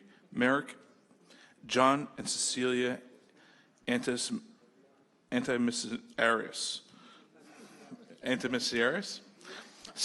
I'm sorry. Special exception to maintain second accessory structure, shed larger than permitted and exceeding horizontal maximum. Special exception to maintain third accessory structure, shed higher and larger than permitted and exceeding horizontal maximum. Special exception to maintain fourth accessory structure, gazebo, higher than permitted. Maintain 2.5 foot to 3 foot high fence located within clear sight triangle, also known as 195 Stuyvesant Avenue. Patrick, in the military service, the name would have been John and Cecilia Alphabet. In any event, is it afternoon? No, it's still the morning. Good morning, Ms. Pangallo. Good morning again.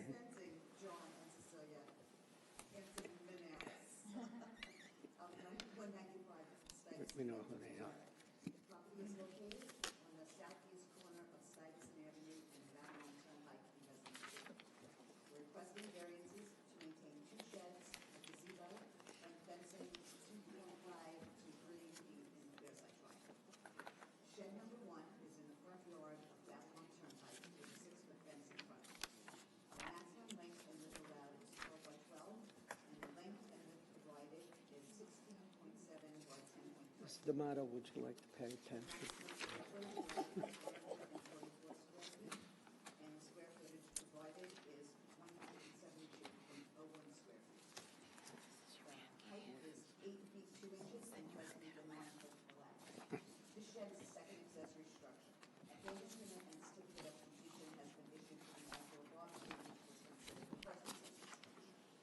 This shed was there when we purchased the home in 2006. Shed number 2 violates the horizontal maximum of 12 by 12.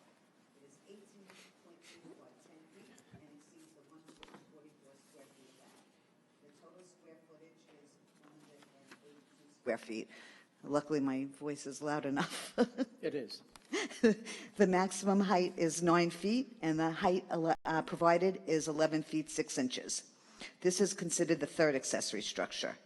The shed was built during the time everything was shut down due to COVID, and they had some time on their hands. At that time, the neighbor to the left on Stuyvesant Avenue did make a complaint, so the homeowner moved the shed to the rear of the yard. It is 5 feet from the rear yard and 7 feet from the side yard. There's also an existing 9.45 by 7.45 gazebo, and that is the fourth accessory structure that exceeds the height allowed of 9 feet. The height provided is 10 feet 4 inches.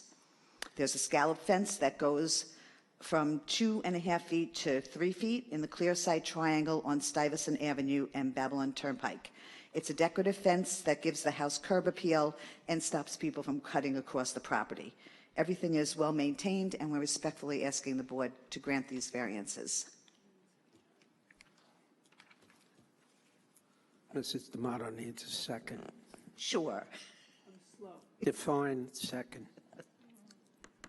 All right, so the shed on the fence, small fence may end up being a temporary grant, just because in the event your client, for example, sold the house and the next person thinks, oh, I want a taller fence, and because we have the line of sight issue.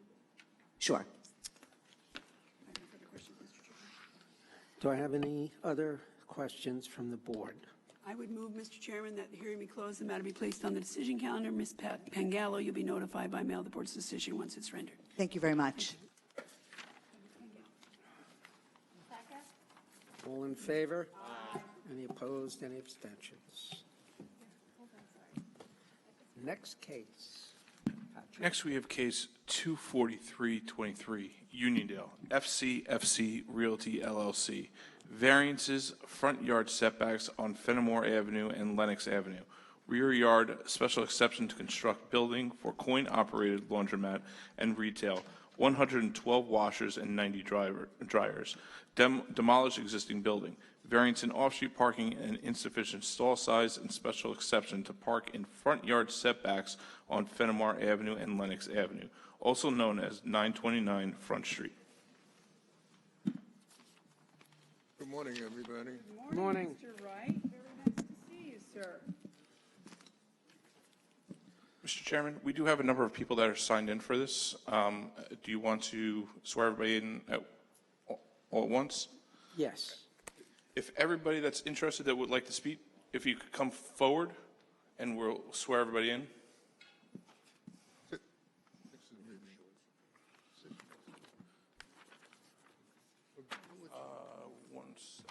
Thank you. I had to go find one.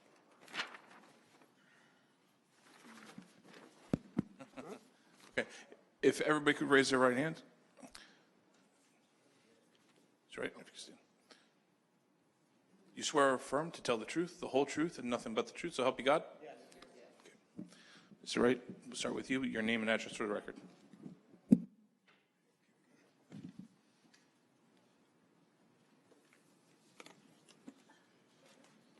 What time is it? 11:30. Is everybody signed in?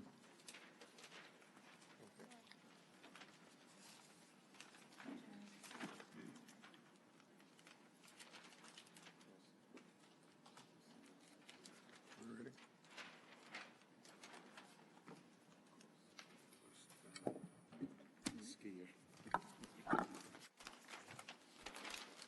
Mr. Wright? Yes, sir. Right ahead. I was just waiting for the board to finish reading the document you had in front of you. At this time, I'm going to, well, first of all, this is the applicant building that's before this board. It's own commercial property, and it used to be previous banks that owned the property. At this time, my first witness, I'm going to call on call Barry to come and to make his presentation for the applicant. In what capacity is, oh, Mr. Nelson? Yes, sir. Oh, you're the first witness? Yes. Oh, we thought you said a different name, that's where we Yes. Oh, okay.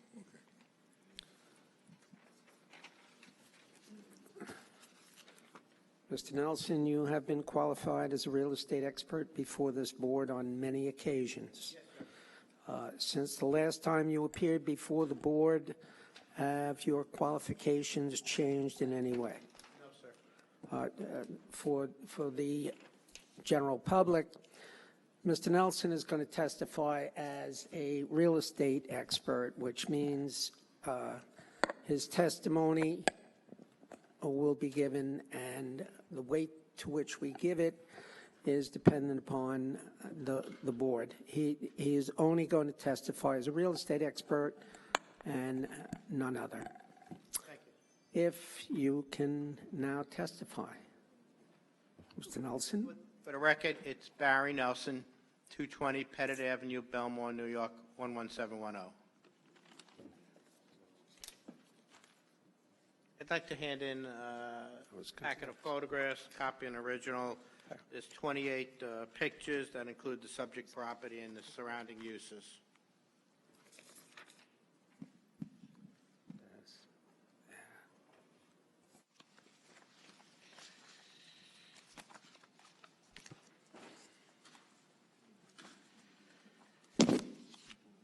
Just give me a second.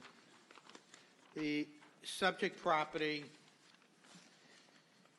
is known as 929 Front Street, Uniondale, New York, 11553.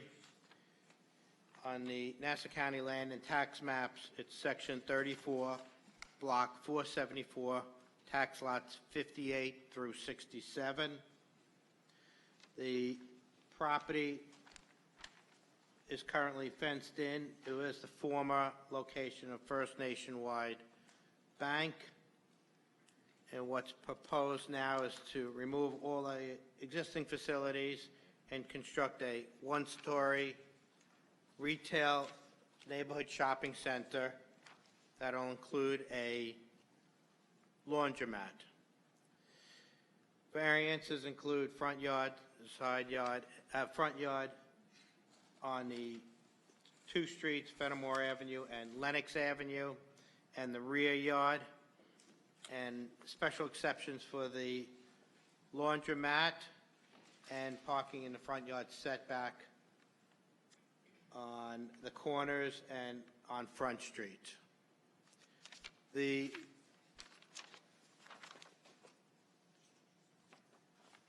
development will include approximately 8,044 square feet for the proposed retail center.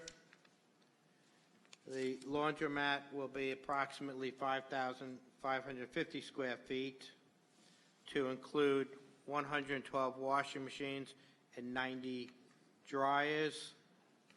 Within the building, there'll be 3 retail stores on the easterly side, approximately 800 square feet on each retail store proposed. The access would be off of the 2 streets, Lenox Avenue and Fenimore, as well as on Front Street.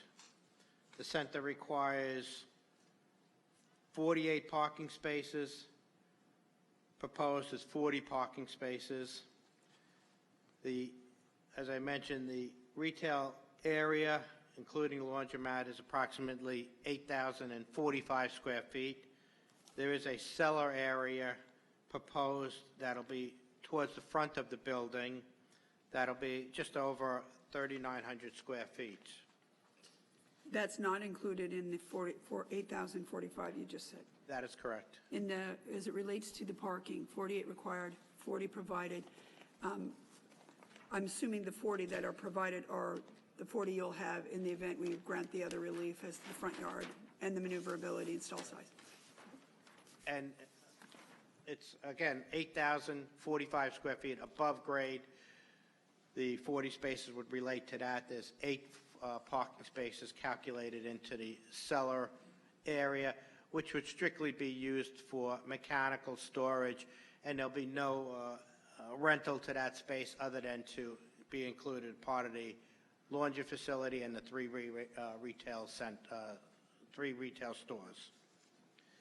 The area character, the area is developed with retail shopping center, neighborhood shopping centers, professional uses, some mixed uses, retail, and delicatessen takeout type of operations.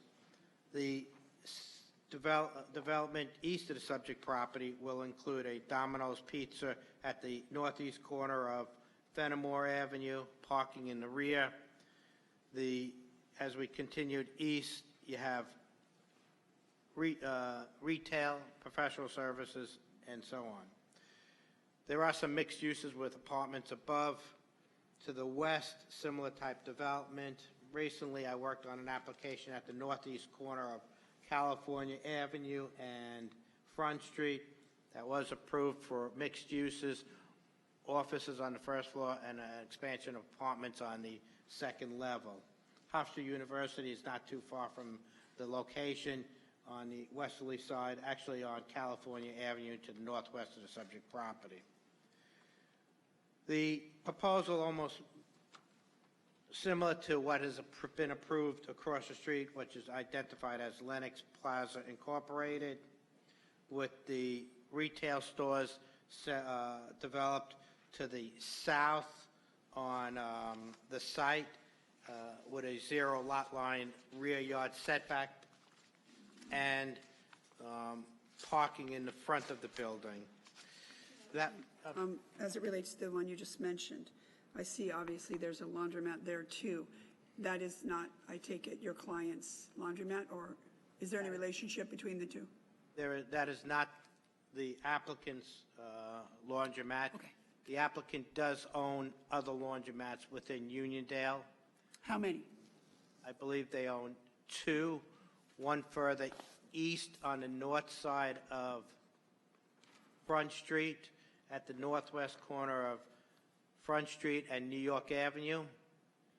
And they also own a second one that I'm familiar with on the south side of Jerusalem Avenue at the southwest corner of Meadowbrook Road and Jerusalem Avenue in Front Street. If you want, I'll give you the exact address. Yeah, could you? It gives us some idea of the type of proposal it is. If you have the addresses, I'd like them. How long, if you know, has the applicant owned those and operated them? The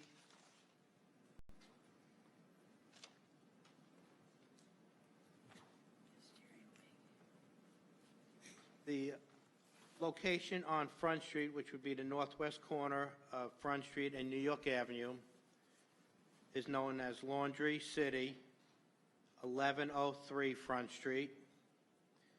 That was approved on 2 occasions.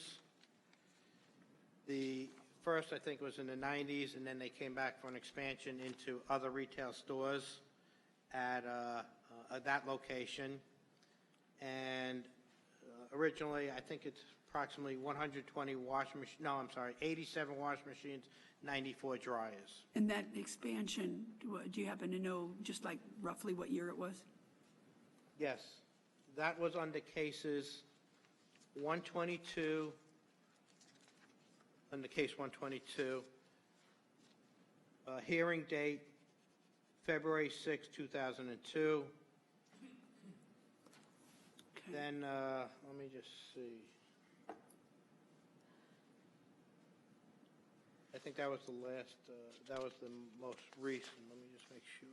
And then the other address, if you have it. And since the one that was in 1990 and expanded in '02, was that always, either Mr. Wright or Mr. Nelson, was that always owned and or operated by this current applicant?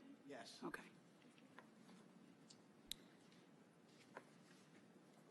The one across the street was part of an application. Wait, are we still on ones the applicant Oh, owns? no, no, I don't want to mix I just wanted to know the address of the other one if you have it. Okay, yes, the other one is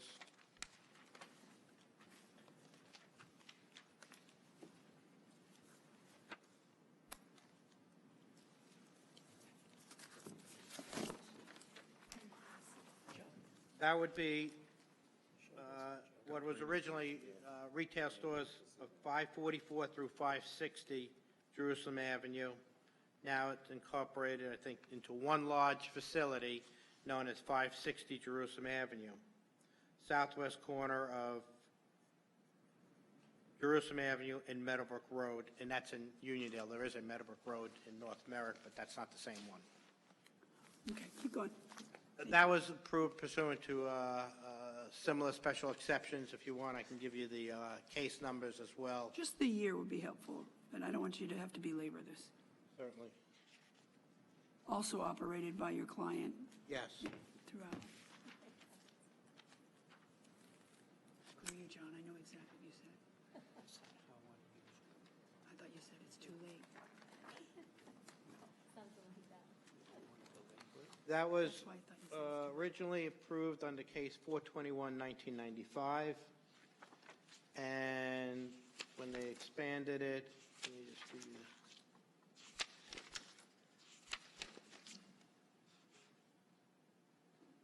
1992 and then in 1995.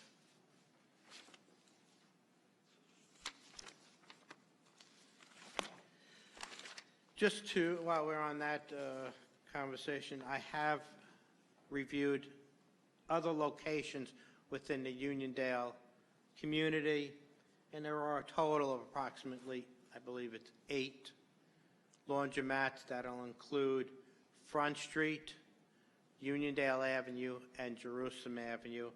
In fact, I believe there was an earlier case today for a renewal of a sign, Lenox Plaza in Uniondale. That would be the southwest corner of Jerusalem Avenue and Bira, B-I-R-A Street, which incorporated a laundromat within the retail stores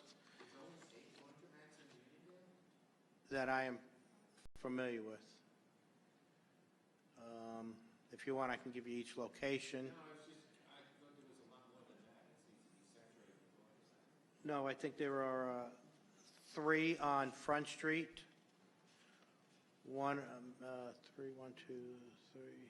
Three on Front Street, 1 on Uniondale Avenue, and I think 4 or 5 on Jerusalem Avenue. And that would include Laundry Palace all the way to the east at the southeast corner of Jerusalem Avenue and Smith Street to almost the Hempstead line, the southwest corner of Jerusalem Avenue and PAFF, which was Jason's Laundry. And they've all been before this board with this similar relief and the special exception. In fact, they included off-street parking variances and insufficient backup on many of those locations. Now that I believe I addressed the special exception for the other laundromats, and many of them have come back to this board for renewals. Traditionally, this board grants laundromats with a 5-year conditional renewal portion of the application. As I was originally indicating, the development almost mirrors the development across the street, and that development across the street includes the building on the rear setback line, zero lot line. Just to give you an indication, that includes 10 retail stores, 1 laundromat, which is included in the retail stores. It was built in 2 phases. The westerly portion, 5 stores at the southeast corner of Lenox and Front Street, and that was in 1993. The southwest corner, Fenimore Avenue and Front Street. Now the entire development would be 8,280 square feet, 10 stores, that includes the laundromat, on approximately 21,516 square feet. Originally built on the westerly side, 1993, easterly side, 1998. They needed parking. It now is retail stores, 8,280 square feet. The parking on that side is 40 parking spaces, and needed relief, similar parking in the front yard setback, insufficient backup. In fact, the southwest corner, and I'll just hand in a copy of the official map of the town of Hempstead for Uniondale, map number 48, which would depict right across, I highlighted the subject property, the easterly corner, the southwest corner of Fenimore Avenue and Front Street was residential B zone, where they allowed for the development of the retail stores in the business zone. I apologize, I have a question. Right, all right. It's better when you ask me questions than I just ramble on. That's what they accuse me of doing a lot. So I'm looking at one site plan that I think must be the old one. So just to clarify, the proposal here today is solely for a laundromat, no retail? No, that's not true. Oh, it has these 3 retail stores proposed? The retail stores are permitted use, but we require a special exception for parking in the front yard setback. Right, okay, I got that. So now, look, I'm just going to hold up what I'm looking at, because this is what's going to, see this shape of the building? Yes. In this, is that accurate? Because my radius map shows, Oh, right, the radius map does not depict the actual building where it's located. oh, The plans, the site plan, whatever you held up, is what's being proposed. okay. Go ahead, you can keep going. Thank you. In continuation, as I mentioned, the relief sought would be setbacks for the building.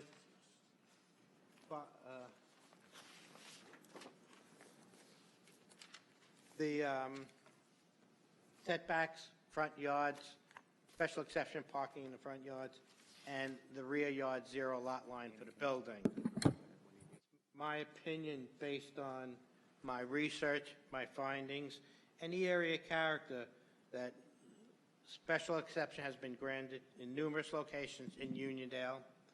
The relief for the setbacks is consistent with what we'll find in the area, including across the street, that the applicant now has owned the property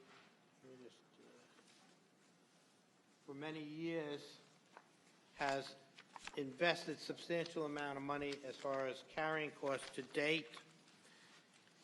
Originally acquired the property in December of 2015 to 2000 and been carrying the property to date. Real estate taxes, which of course if this was approved would be substantially increased, but it'll be offset by the income on the property. But he's paid in excess since acquiring the property, almost over $365,000 to date in just real estate taxes, insurance, legal, etc. Is one of the reasons why the applicant needs the proposed development. He isn't in the laundromat business, and it's my opinion what comes before the board has been granted in numerous locations in Uniondale, the town of Hempstead as well, that I looked at the property values in the area. The single-family homes are well maintained. They've appreciated over years. In fact, across the street, I looked at the sales in the block across the street, which would be identified as Section 34, Block 499. Property values have continued to appreciate. What a laundromat with the building on its rear property line. And as I mentioned, a laundromat is typically granted on a conditional approval with CNRs, as well as certain restrictions as far as operation, hours of operation, and always being manned by a live person within the facility. Yes, sir. Yes, sir. I have, yes, sir. The Nassau County Planning Commission recommends some modification to the proposed development. If the board would like, I could read it in, but item 1 is that they suggested that the building be off the rear property line to provide for some rear yard setback. And the only thing I can address is that if the building was built, just about any type of development always creates another problem. So if you put the building on the front of the building, on Front Street, now you have parking in the rear, and you got nighttime activity that would disturb the residents to the north. The proposal would include a access strictly off of the Fenimore and Lenox Avenue streets, and the building would now require front yard setbacks for itself. That would be a variance where now the parking in the front yard setbacks is a special exception. The building is proposed on the zero lot line. The applicant would be amenable to possibly put split decorative concrete block on the rear, and possibly put landscaping if the neighbors want, if they have a complaint on their property. The consideration for reducing the building size, as I mentioned, the applicant has now invested a substantial amount of money into the property carrying costs to date, and needs that size of a building for a reasonable return. Let me just see. The access for the laundromat would be strictly from the front of the building and not to the rear, whereas a redevelopment would only have the access, from the front and rear. The applicant is proposing a secondary access where on the site plan, where the stairs lead to the basement. They'll have an interior, which would be only strict for emergency access off the side, and they'd have a secondary access onto the retail, the end store on the easterly side from the stairwell, from where the stairs are going in off of Fenimore. I believe that was the crux of the Planning Commission's recommendations. Mr. Chairman, what?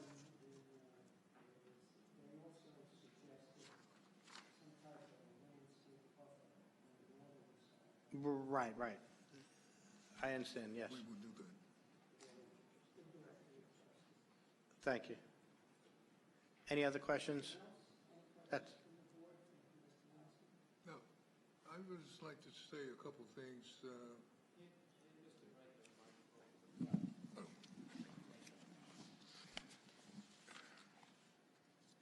First of all, I appreciate the board giving us this time to be able to speak about this application. But there's the things that's very important as to the community's concern. And one of the most important things that Mr. Chang is going to do, well, first of all, he's lived in the community for over 30-something years. He's raised his family in the community. They all went to the public schools within the community, and he's a business person within the community.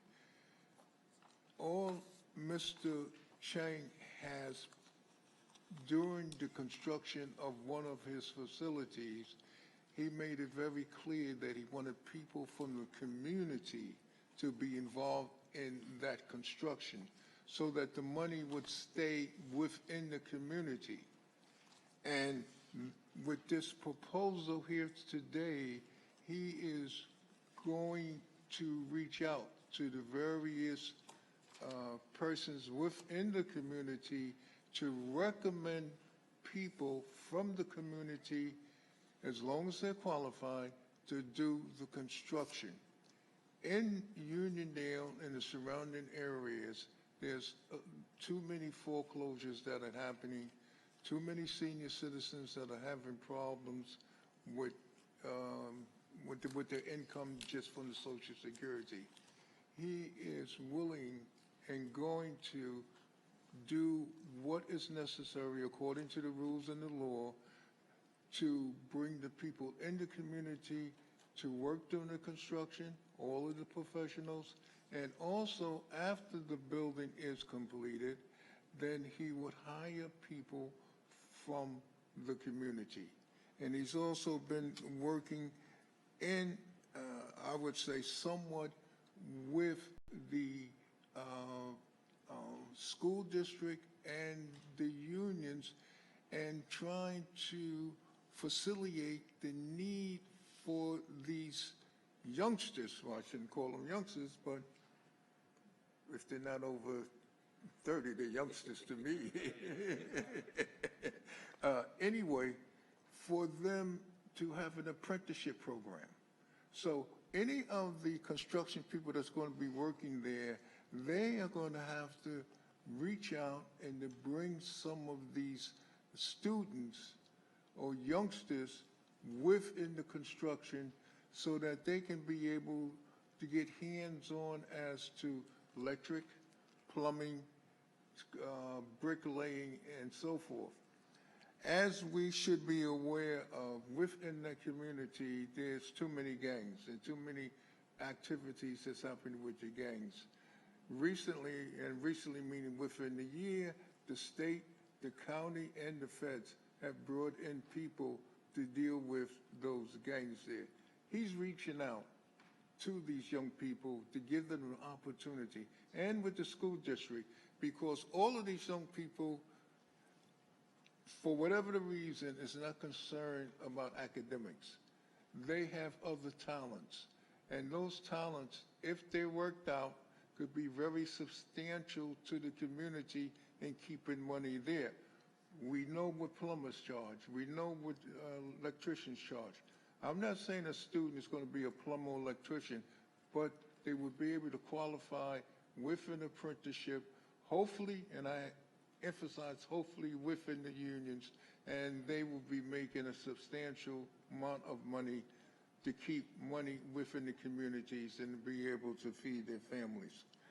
Now, as to the type of equipment or laundromats that's going to go into this facility, the laundromats are the latest technology, and I would offer to the board a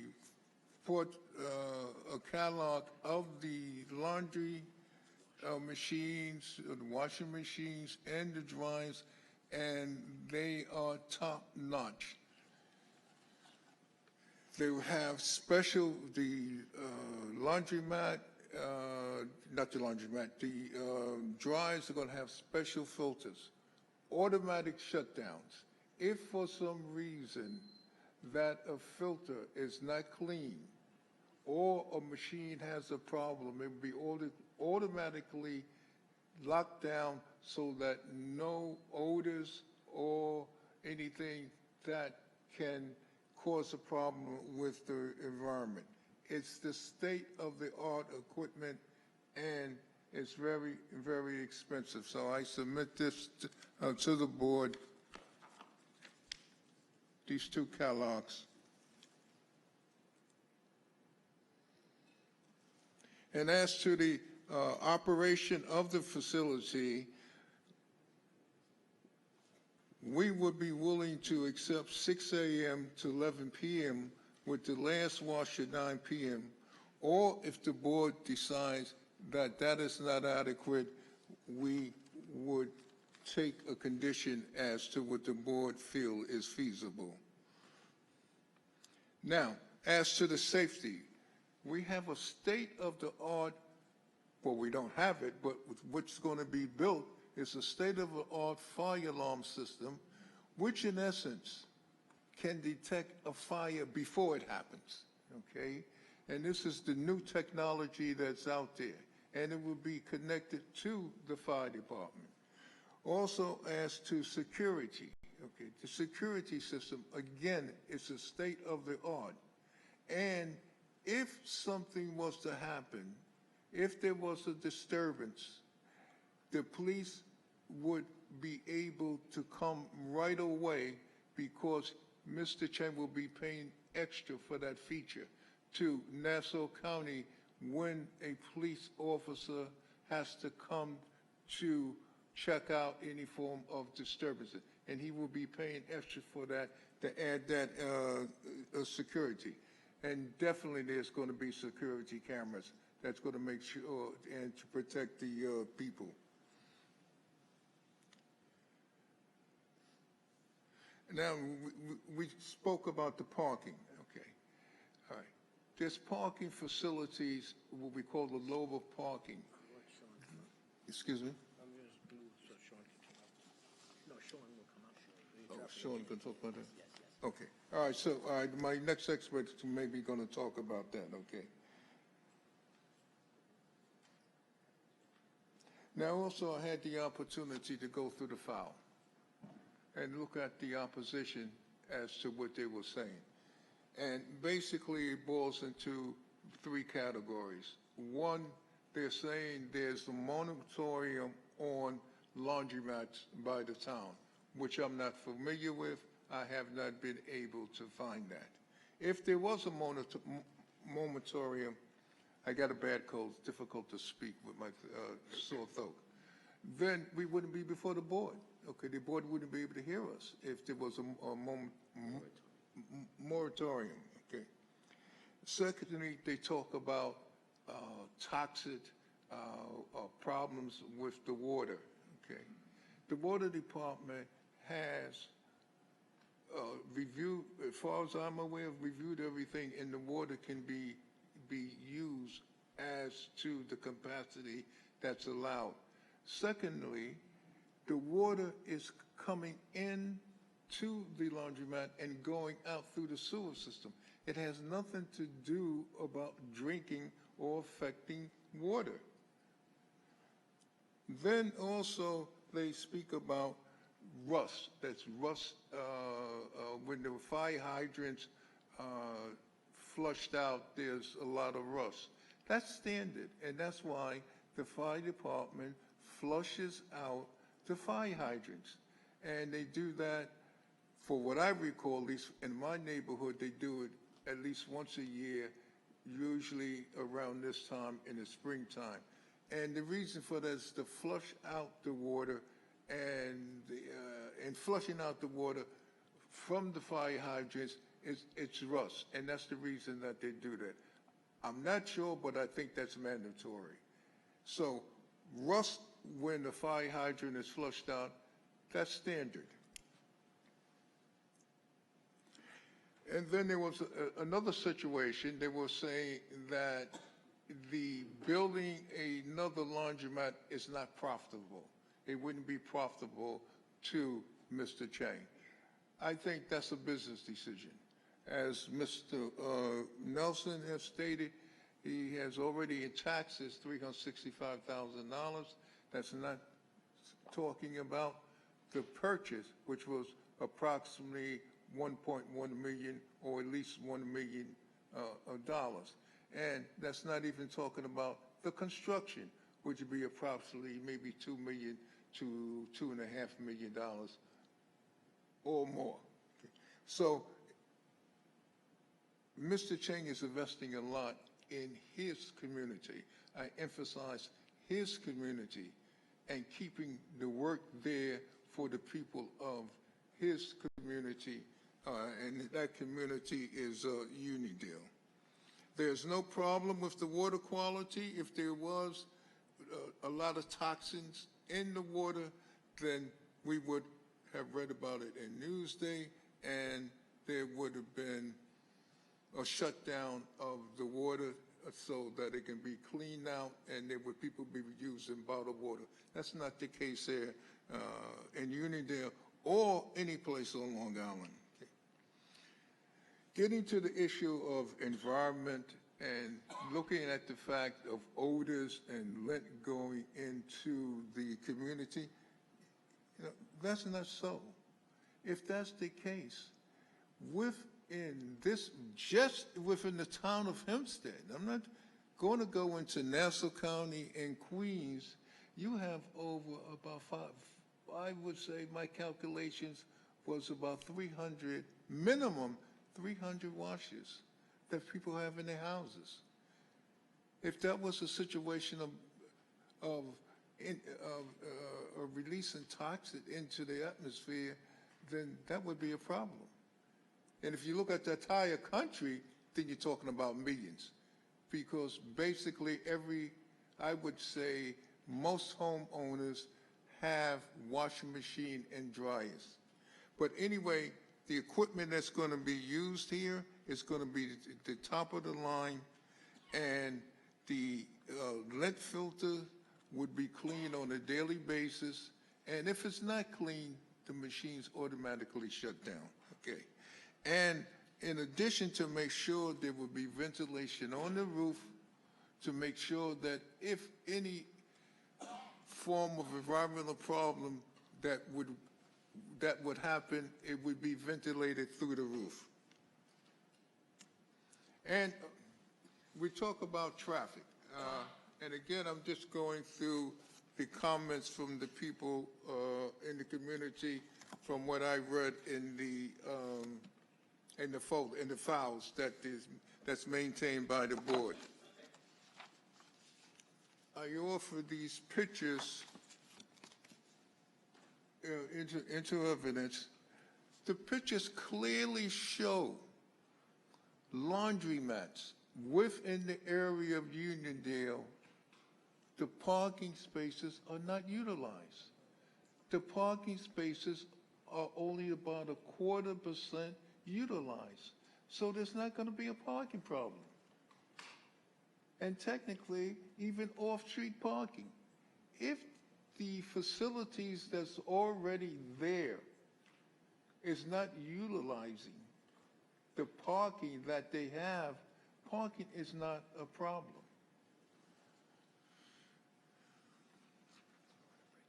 What else? The what? Okay.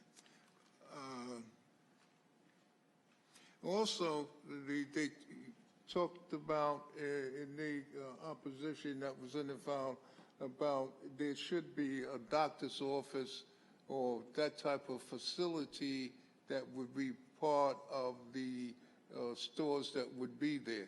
We're way ahead of the game. We already looked into that. Okay.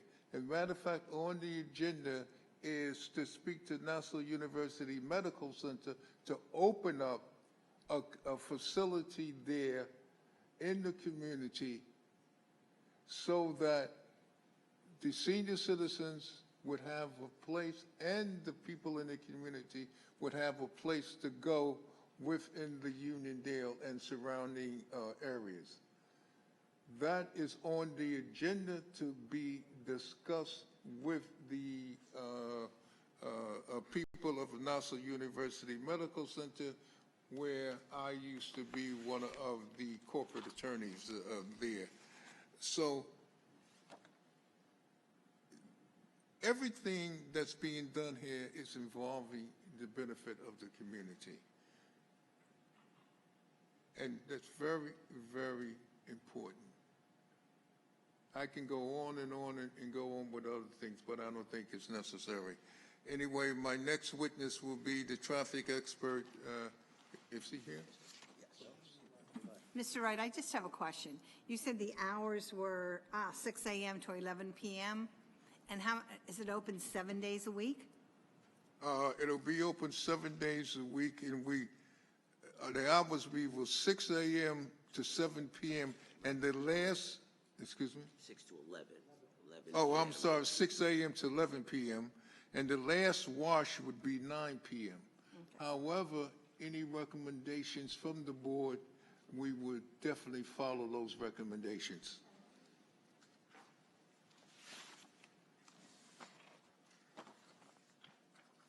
Mr. Mulryan, you have previously been qualified by this board as a parking traffic expert on more than one occasion, many occasions.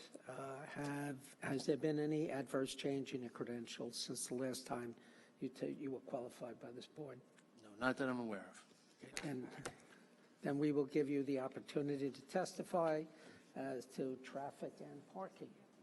Thank you very much. Good afternoon. Sean Mulryan, Mulryan Engineering, 1225 Franklin Avenue, Garden City, New York. We've prepared a parking and traffic report. I have a copy of that, which I'll submit to the board. This application requires, as mentioned, 48 parking spaces where 40 are provided. A portion of those are on the front yard setback, so the applicant is also requiring the front yard setback in order to comply with the 40 parking spaces that are shown on the site plan. The 48 parking spaces that are required not only for the first floor, which contains a laundromat and 3 separate retail stores, but also a lower level, which is for mechanical and storage equipment. The lower level mechanical and storage equipment is parked at a ratio of 1 parking space for every 500 square feet, which equates to 8 parking spaces. So the parking spaces that we're asking for a waiver for attribute to the basement storage area. What we've looked at in terms of those parking spaces is other parking ratios that are provided within the Town of Hempstead Code. Once again, the parking that's required for the basement level is parked at a ratio of 1 per 500 spaces, whereas industrial plants would be parked at 1 per 800, warehouses would be parked at 1 per 100, and self-storage facilities are parked at 1 per 4,000. So the ratio that's being applied to the basement storage area is 8 times higher to a standalone self-storage facility, and we believe that the storage and mechanical equipment in the basement will not generate any additional traffic to the subject site. And again, those numbers correlate directly to the number of spaces that we're requesting in terms of the variance. In addition to looking at the code requirements that are applied to the basement and the overall site, we also looked at the Institute of Transportation Engineers for retail centers. Those ratios that are provided by the Institute of Transportation Engineers support the fact that 40 parking spaces would be adequate for the subject site. We also looked at existing laundromats. Specifically, we looked at a laundromat located at 1050 Jerusalem Avenue in Uniondale. This laundromat provides 84 washers and 112 dryers for a total of 196 machines. What we did is we took parking counts at that facility and then prorated those numbers to reflect the anticipated demand at the subject site, which provides 112 washers and 90 dryers. The location at 1050 Jerusalem Avenue has been before the board on numerous occasions. It was approved for a special use permit, and for a parking variance. That site provides 20 parking spaces on site, whereas 30 are required. So the number of machines is similar. The variance is actually higher on that location. What we found is that taking the numbers collected at that facility and bringing them forward to equate to the number of machines that we have, a peak generation of approximately 23 vehicles would be attributed to the laundromat, as where 40 are provided. This provides the additional parking spaces for the retail stores, which the Institute of Transportation Engineers data suggests would be ample to provide enough parking for the subject site and for the retail uses. We also took a look at the parking surrounding the subject site and at the shopping center across the street. We found that there is available parking on the subject site, on the street surrounding the subject site. Again, currently the site is vacant. It was formerly a bank with drive-through service. The bank has been closed for over 5 years. The site's fenced off, so it's no longer generating any traffic or parking currently, but there is parking available within the area surrounding the subject site, and there was available parking at the shopping center across the street. The reason that we looked at that is that it's similar in nature. The laundromat that is provided there is much smaller, but it is a retail center. It provides roughly the same amount of parking, and the buildings are roughly the same size. In addition to the parking variance in terms of number of spaces, there are also 12 spaces provided on site that are 8 feet wide, where the code requires 9. Of the 12 spaces that we're referring to, 2 of them are ADA compliant parking spaces. They meet the ADA guidelines for van accessible parking, which requires 8-foot wide parking spaces and an 8-foot wide aisle for loading and unloading of those vehicles. So those parking spaces, although do not comply with the 9-foot wide requirements, are adequate for ADA parking. The additional parking spaces, of which are 10, are provided next to those. They comply with general standards that are permittable within the ITE standards. If the board would prefer, a single space could be removed and a similar number of spaces could be provided at the 9-foot width, but we would require a parking variance providing 39 versus 40. So there's 10 now at 8. So if we provided 9 at 9, we need to steal 1 foot of space from a landscaped area. We could have 9 at 9 feet or take. Correct. So it's a this or that type of equation. We've provided 10 parking spaces at 8 feet wide. Again, we could provide 9 at 9 feet wide with a small modification to. Correct. Correct. And as you can see from the plan in front of you, the area just to the west of those parking spaces is a landscaped area with a curbed island. So if we took 1 additional foot from that area, we could provide 9 at 9 feet, which would change the variances slightly, but we wouldn't require for those parking spaces the width. We would still require them for the ADA parking spaces, but as I stated, the ADA guidelines, those parking spaces comply with those ADA guidelines. That is a very brief summary of the report that I've provided. If there's any questions from the board, I'd be happy to try to answer them.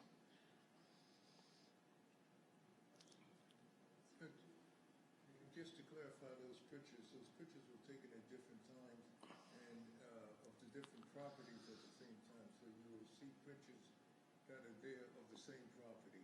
So they were at different times to be able to show the vacancies of the And the date and times We noted. are recorded on the back. Right, of the on the photos back. For reference. Okay. All right, that concludes your primary case, correct? Okay, so we have people who have signed in opposition. Who would like to speak first?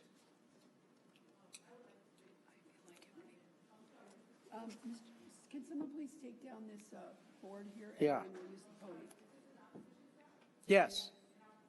Okay, could you come up and Stand at the podium, please. Give us your name and address and...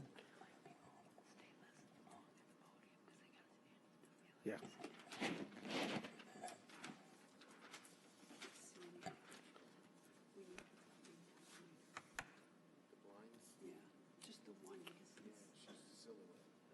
Thank you so much.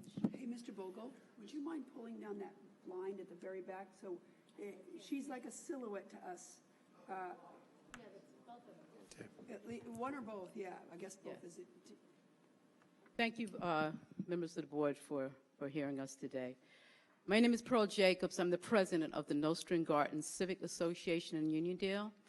I'm not here to only speak on behalf of myself. I'm here to speak on behalf of many, many residents, many that are members of my civic association that are in opposition of this casino. I mean, I'm sorry. No, I'm sorry. I have to say no to the casino. I'm working on that too. I'm sorry. Say no to the laundromat, okay? I spend a lot of time on say no to the casino as well, okay? We're here today for say no to the laundromat. I'm going to read, and then I'm going to have some questions also to the speakers. Dear members of the board, I'm here to state my opposition against the proposed laundromat on Front Street in Uniondale. In 2018, the community came before your board in opposition of this very same issue. Nothing has changed. Our sentiments remain the same. We strongly oppose putting a laundromat on Front Street or near any other location in Uniondale. The community of Uniondale is saturated with laundromats.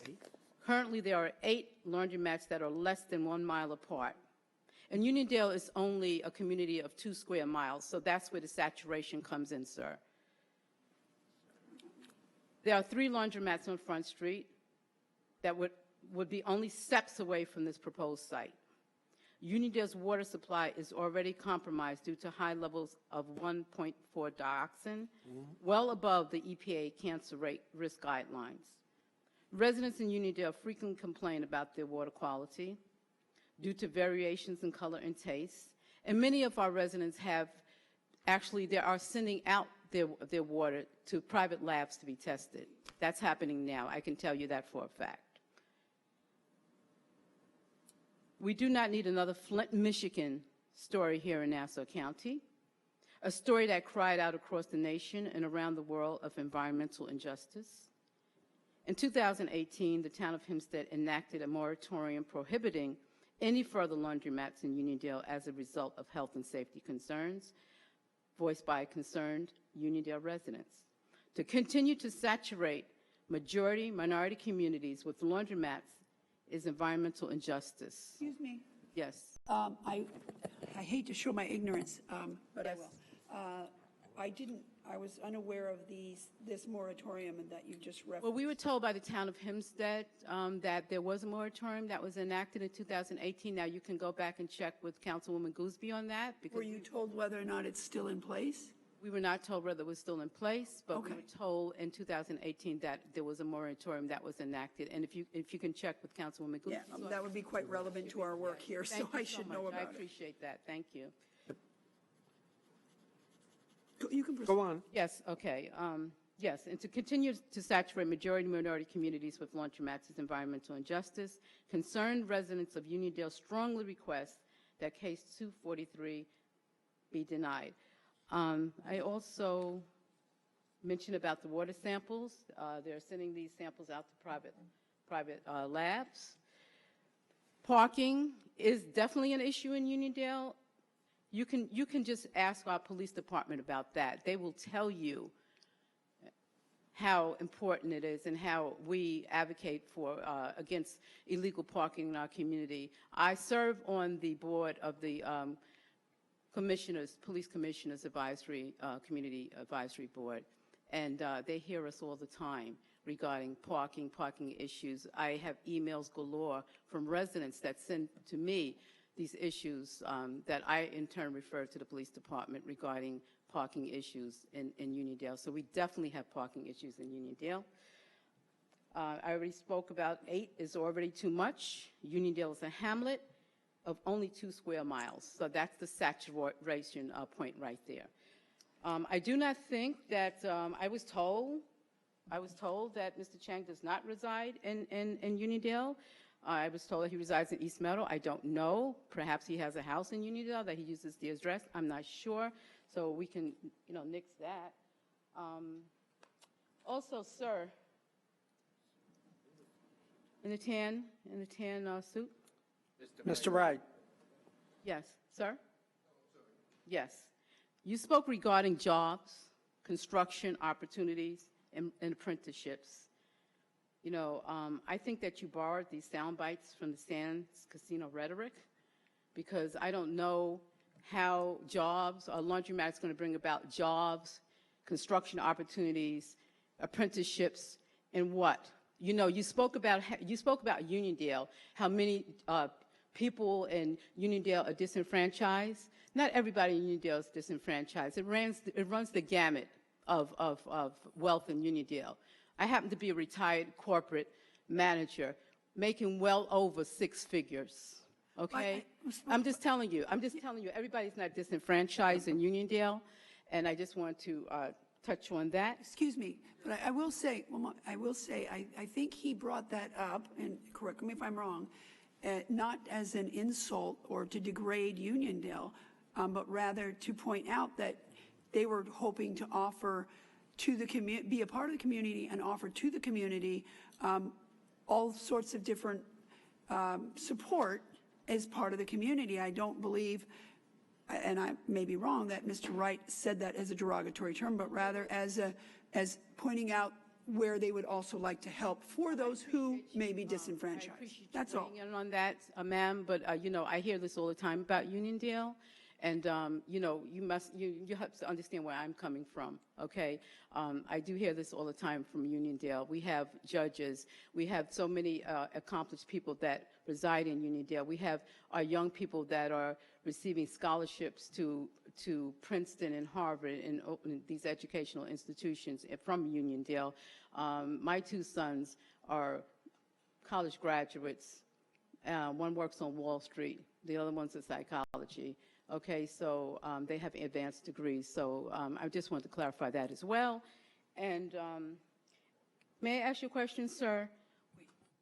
What is the location of the proposed medical center that is being advocated for in Uniondale? Can you give me that location? Whoa. Is that before this board? What do we? He mentioned in his talking points that there was a medical center that they were considering putting in Uniondale. Would you know the location? Ms. Jacobs, let me just clear up a couple things, okay?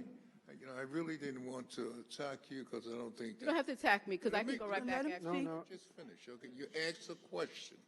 I want to answer that question, okay?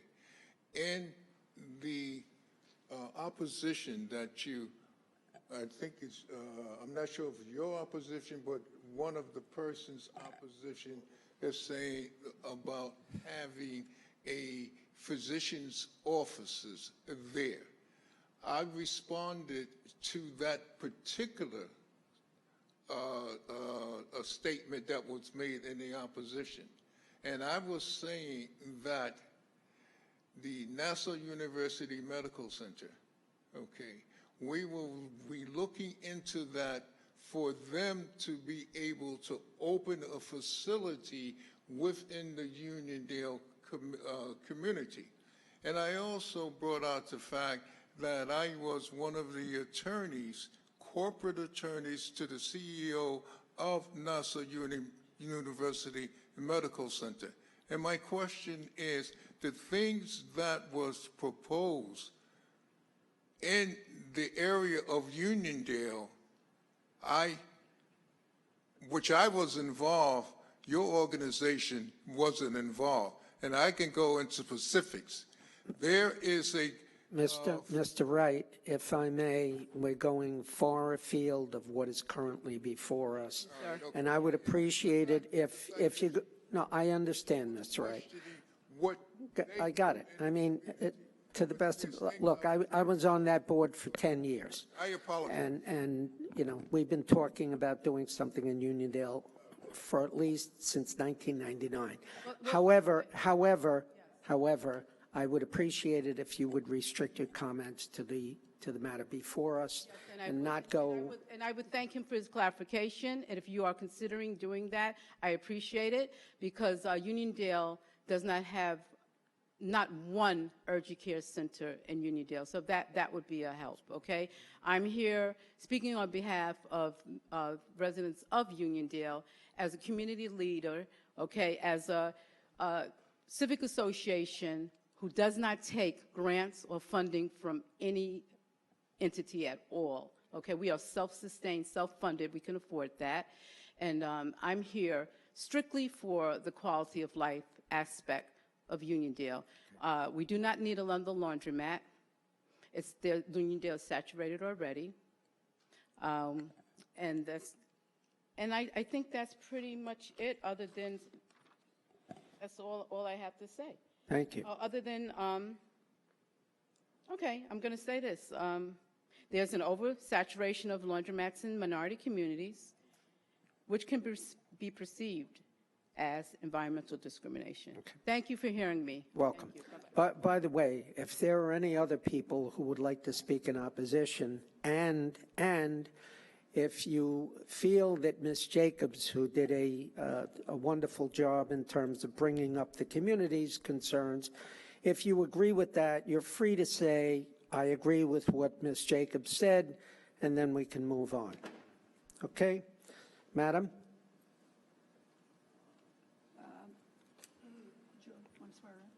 One moment. No, I believe, were you sworn in before when we swore? Okay. Your name and address for the record, please, ma'am. Okay, good afternoon. My name is Marie Colleen Reimers. I live at 1319 Pembroke Street, Uniondale 11553 for the last 30 years. Okay. The makeup of the Uniondale community have changed. However, I don't know if it's because of the change. Everybody is coming to put something else in Uniondale. Based on the sentence before, there is an owner here that's already have 2 laundromats in Uniondale. So if you already have 2 there, and if you want to put a 3rd one, wouldn't it go somewhere else? That's one. Number 2, right across the bank, there is a laundromat right there, across it. They came with that project 5 years ago. We went to the town, we fought back, and the project was dead. Now they came back, and you, member of the board, can see there was not that many information about it. That's why you don't see that many people from the community here. My whole thing is, and I have the list here, and I send the list to you. We have 8 laundromats already in Uniondale. But Uniondale is not the only town in Nassau County. So if people have business there already, if they want to add it up, but they can go somewhere else. Why it has to be Uniondale? Is that because the makeup of the community has changed? Thank you much. Thank you. Thank you. This gentleman. Somebody preempted you. Sorry. I'm sorry. You'll be next, sir. Go on. Your name and address for the record, ma'am. Thank you. My name is Janine Maynard. You were sworn in as well? Yes. In the mass swearing in? Yes. Go My ahead. name is Janine Maynard. I live at 255 Perry Street, Hempstead, New York. I'm part of the Uniondale School District, and I assist the district on the Bond Oversight Committee for the school district. I'm also co-facilitator of the Greater Uniondale Area Action Coalition. I guess the first point I want to make is that I did a quick Google search, and there are 12 laundromats active in Uniondale, not just 8. That's what I'm going to read off the listing of it. Right ahead. And there's a 13th that's out of service currently. And then in addition to this, there are 2 dry cleaners and 1 mobile expert laundry service. So one is at Laundry Palace at 1050 Jerusalem Avenue. There's a huge laundromat at 560 Jerusalem Avenue. There's a launder center at 998 Front Street, Lava Wash at 922 Front Street, Celestial Laundry at 696 Jerusalem Avenue, 24 Laundromat on Smith Street, Prendy Laundromat at 922 Front Street also, Super Laundromat C at Meadowbrook Road, Lavendaria at 556 Jerusalem Avenue, Clean and Bright Wash and Dry at 418 Uniondale Avenue, and Lavendaria Ciudad in Uniondale on Front Street. There's Jason Laundromat at 424 Jerusalem Avenue. Pueblo Laundromat on Jerusalem Avenue is temporarily closed. So that gives an overview of an area that is saturated and has more laundry units than the housing needs. Hofstra has an arrangement where their student housing allows their students to do laundry on campus for free. So that's not an excuse for adding laundry density into this area. However, I'm very concerned because the school district has undertaken expanding its schools. The California Avenue School is on California Avenue, 1 block away and even closer to the site than Hofstra. There are congestion issues around the busing, getting in and out, and the parent drop-offs, getting in and out. This is a residential area, and I think that the traffic concerns on Front Street and the amount of time it takes to get through Front Street have been brought before the board on many, many occasions. The congestion's just off the hook and needs remedy and does not need more congestion, does not need dangerous people backing in and backing out, and especially in a very close proximity to an elementary school. Concerning environmental issues, I've also served on the environmental committee for the hub of Nassau County, and currently am with the environmental committee about the sands. We had a recent presentation by Adrienne Esposito, where she identified, she's an area expert on environmental safety, working with the Citizens Environmental Campaign. They presented that the Long Island region is the worst in the nation for the PFAS and PFOS types of contamination. There's an article that I was able to pick up, the TRSA environmental article dated July 15th, 2022, is titled, "Washing is a Dark Cloud in the Laundry Industry's Future." TRSA stands for Textile Rental Service Association.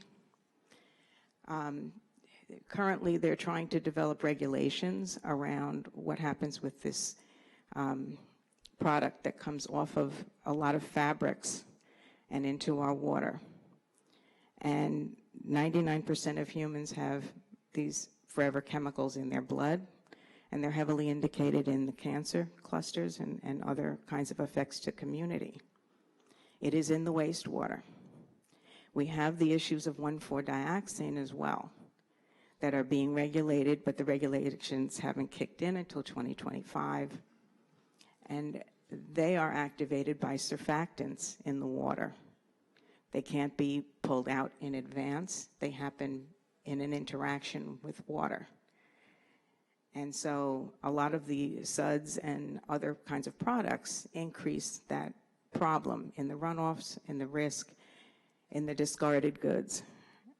Nassau County is also facing a problem of waste management in 3 years, where there's no place to dump the ash and the other kinds of debris. So the areas of Uniondale Avenue and the strip mall across the way have had difficulty managing their waste and the trafficking of, just getting in and out with very frequent, very large needs to get rid of waste. So that it's been a hardship to the area. It's been dangerous at times. the community is against strip malls as a form. I think Nassau County had done a lot of work on smart growth and understood that strip malls are not helpful. And so to keep placing this form into Uniondale community is really a bias issue, and it is not helpful to the quality of life. But in this case, it's particularly dangerous because that kind of traffic pattern, Jim's Deli across the way is very popular. There's a lot of activity that comes in and out, and Front Street is very, very crowded. There is no way that this will be a safe passage, and particularly for our youth going to California Avenue School. Thank you. Thank you. Sir? No. I'd like to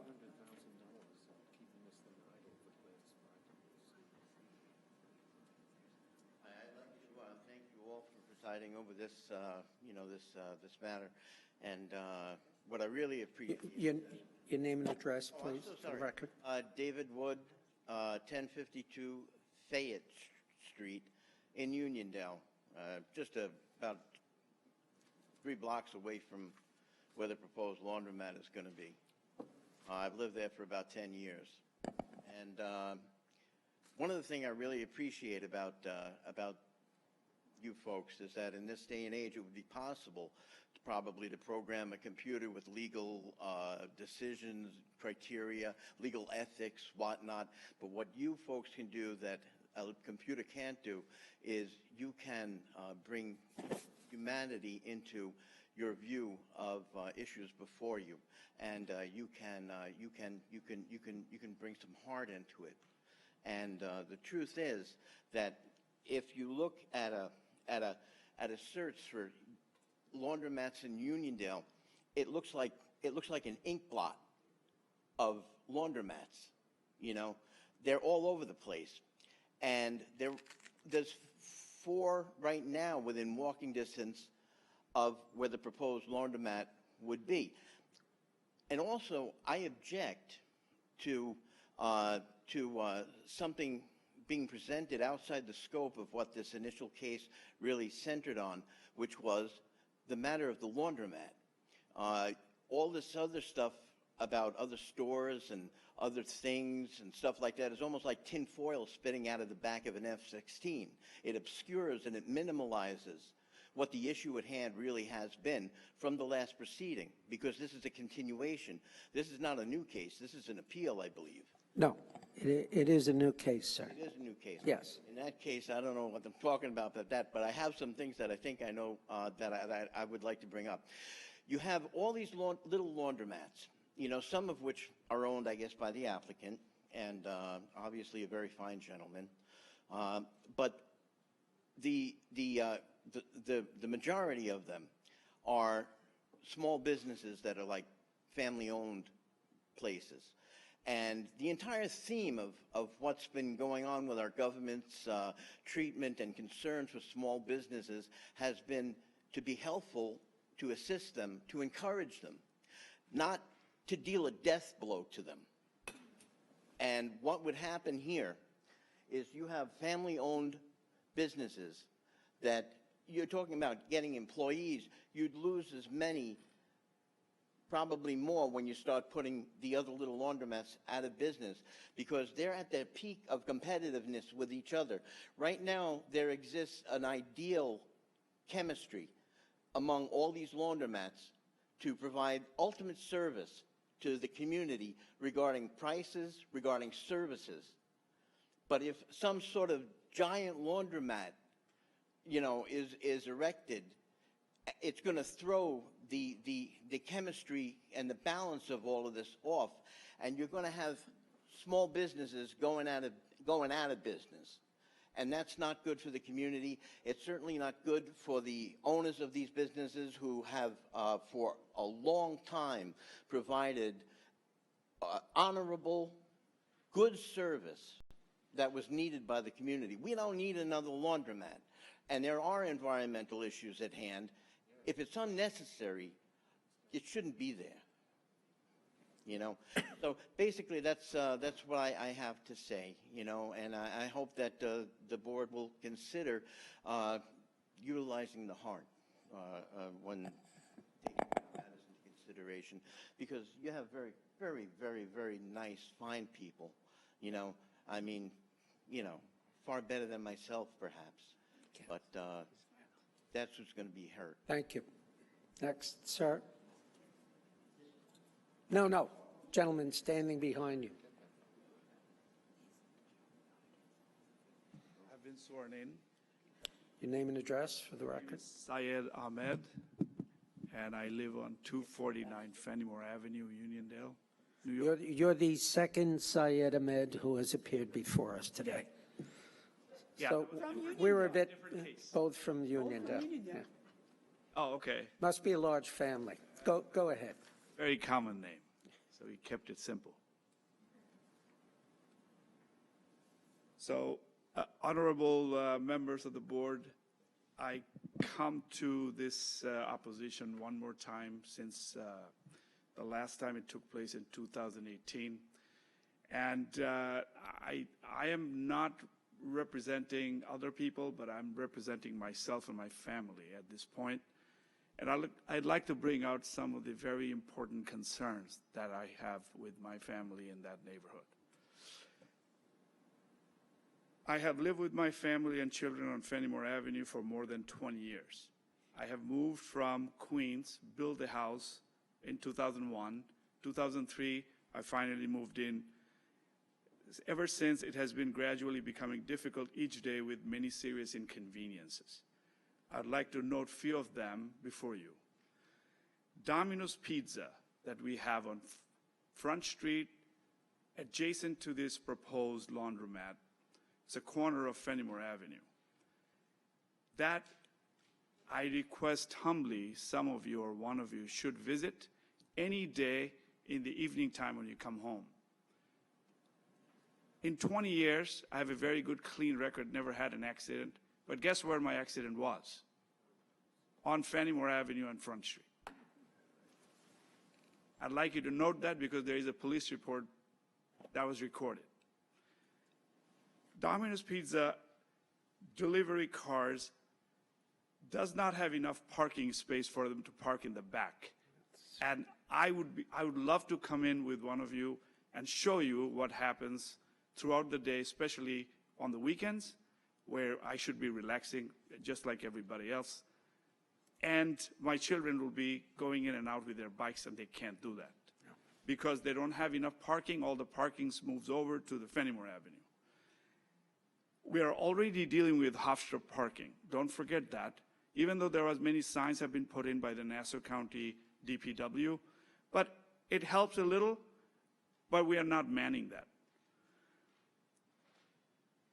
This block has become impossible at this point. Something to point out that picking up trash is like an everyday tour. I could be spending time with my family without doing that.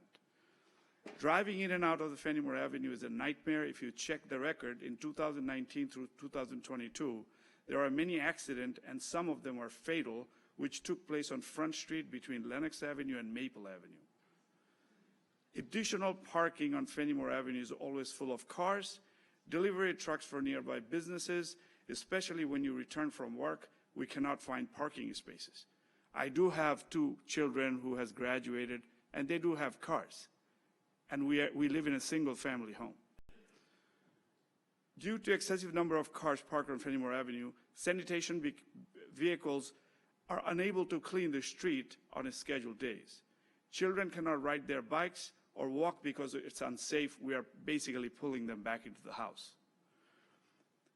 Traffic on Front Street is overwhelming as it is with single lane. Think about during school days. Better yet, the lady before me, or neighbor of ours, already prompted the California school is just about a block away. Hofstra is not even in the picture at this point. I would request do an investigation, third-party investigation, review and ask if our children's future will be safe with this giant laundromat. Don't you feel that our children deserve to be safe while they walk to school, ride their bikes on a quiet street of Long Island? That was my dream when I moved here. Please note, California Avenue School is only a block away. I just reiterate that. Environmentally polluted, many people have spoken very nicely. I would like to echo that. This laundromat will be extremely dangerous for our health, breathing toxic fumes. I'm about 500 away from that laundromat, and polluted air every day from this laundromat. I have to live with this for the rest of my life. Crime and drugs, nobody talked about it that much, but I'll tell you, I'm proud of being an owner and taxpayer in Uniondale. But the crime and drug has not subsided. It's increasing day by day. I see it myself. My children even notices that. This type of giant laundromat will encourage crime, drugs, and hangouts, and the result will poison our blocks and our neighborhood. As they said, 13 laundromats, but 8 of them are operating currently in Uniondale, and one directly across from the proposed site. I said that once again. Another one on Front Street within 500 feet, and the third is about 1,000 feet from the proposed site. We do not need another laundromat. Quality of life cannot be compromised over a giant laundromat. We encourage you not to overlook the fact that this is a residential neighborhood with young families and private homes, and this environment has no apartment within the area. We do not need another giant laundromat for the sake of the quality of our life, our health, our children, families, and our livelihood. We are strongly opposing this laundromat project. We will encourage a project that is green, promotes quality of life, entice families to live here, grow with their children and their future that they deserve. I'd like to make a couple of comments that was proposed by the applicant's team. Mr. Nelson is a real estate expert. He said that the property value is growing in Uniondale. But then again, a few minutes later, I heard Mr. Roy Wright. He said, our properties are going in foreclosure. I'd like to buy one because I'm in real estate, if he knows one. There are currently 23 homes for sale, and the asking price are over $500,000. If anybody needs some clarification, please feel free to call my office. All right, okay, let's stick to the message. Thank you for keeping me online. Okay. The few other things that I'd like to point out, this proposal was denied originally back in March 1st, 2018. Apparently, our respected board thought there was a merit, and it was a combined effort to come to that decision. And we appreciated that decision at that time, and we did have a big peace of mind that, yes, we have made an investment, and we have encouraged our children to stay in Uniondale. So I would like you to respectfully review this proposal and consider our livelihood. Thank you very much. Thank you. Next, anyone else? Sir, did you want to say something? Yes, I'll be brief. My name is Martin Melkonian. I'm a longtime resident of Uniondale. We moved. Your address, sir? Your address? Address is 763 Goodrich Street. And we moved here in 1971, primarily because I got a job teaching at Hofstra University. And so I've been there since 1966 at Hofstra, but in Uniondale since 1971. And one of my real interests was to see that Uniondale would become a university town. And we've tried to encourage businesses that would attract people to come to Uniondale. And it seems to me having another laundromat is not something that would attract students and others to come to Uniondale. We need to build up this town. And it seems to me a primary way to do it is to have viable businesses or perhaps even community facilities that would attract residents and people who would want to come to move to Uniondale. One other point I'd like to make, and that is that there's a real danger of having, it seems to me, many people living in single-family homes. And though there are town codes against this, basically they're not enforced. And what that means is that having another facility that encourages people to come and bring their laundry and have more than one or two families in a house is simply going to make difficulties for our neighborhood. So I strongly urge that we not allow an additional laundromat to come to Uniondale and hopefully generate the types of facilities that will be attractive to people wanting to move into Uniondale, or even for students to come and avail themselves of the community. Thank you so much. Thank you. Anyone else? I'm going to keep it brief.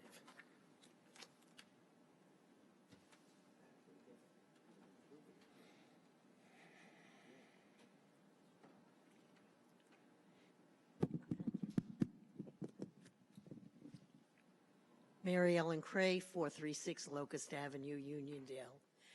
I also urge you to deny this request. As we have spoken before, there are so many reasons against it. I would like to add my points about Front Street being only one lane in each direction with very little parking space in front, with the buses coming along.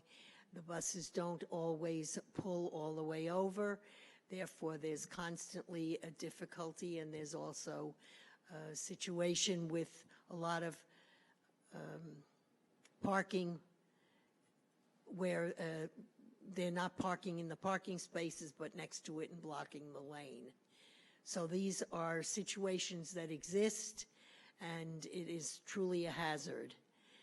In addition, I am not at all in favor of the Sands proposal for a casino. No, ma'am, that's not before us, please.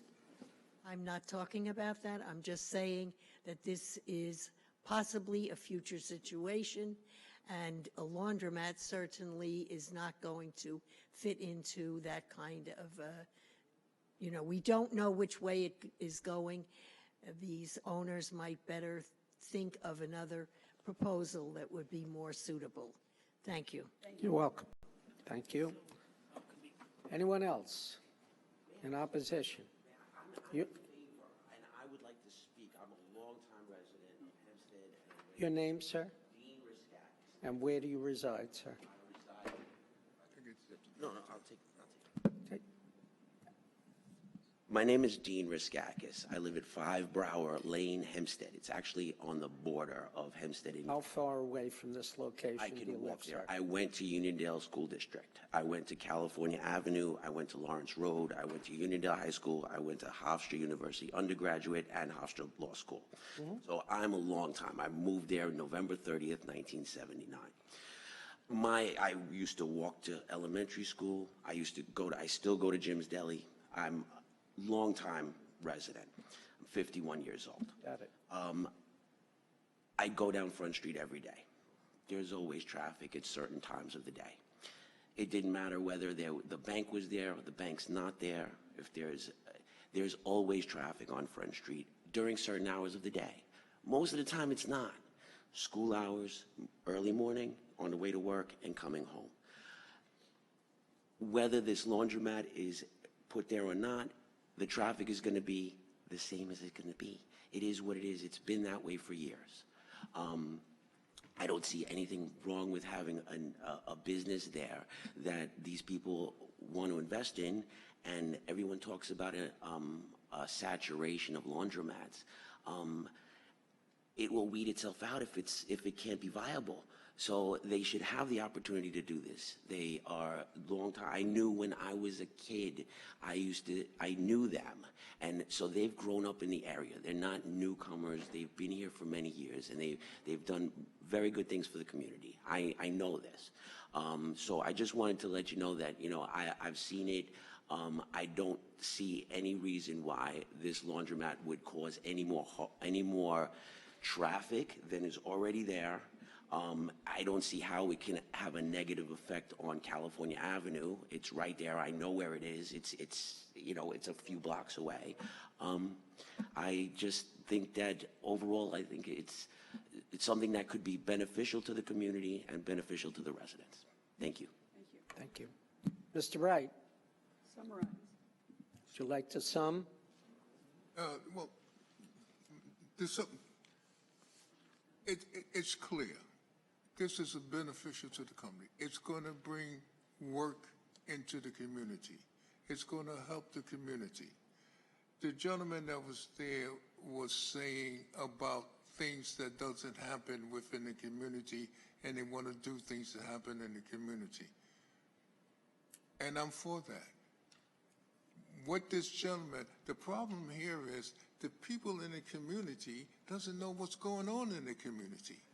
The fact is we just built, and which I was the attorney for, or one of the attorneys, 328 apartments in Uniondale on the nursing home in Uniondale, okay? And it was designated as to bring quality people into Uniondale, not affordable housing, not high rent, working individuals who would be working like nurses, like ordinary workers. 328 apartments that was built. Also, people talk about knowing their community. Part of that, let's say, to have or to construct those apartment complexes, the developer had to bring in a community center within Uniondale that would affect the youth. He talks about gangs, but that would bring the youth, that they will have a place that where they can participate in various sports, and also for the senior citizens. And then in addition to that, they were to build a soccer field, not just a plain soccer, a professional soccer field with a baseball complex where the people of the community would be able, the youngsters would be able to come, and the parents would be able to participate within those sports within the Uniondale area. So I thought you were going to say he put in a laundromat, but. Excuse me? Put in washing machines. But there's things that... They put washing machines in the unit. Ma'am, you've had your say. No offense intended, but we're not going to allow any back and forth anymore. And in fact, when you talk about the laundromat, this is not an ordinary laundromat. This is a state of the art. The laundromats, the ones that some of them are talking about, are old. Nobody enhanced them.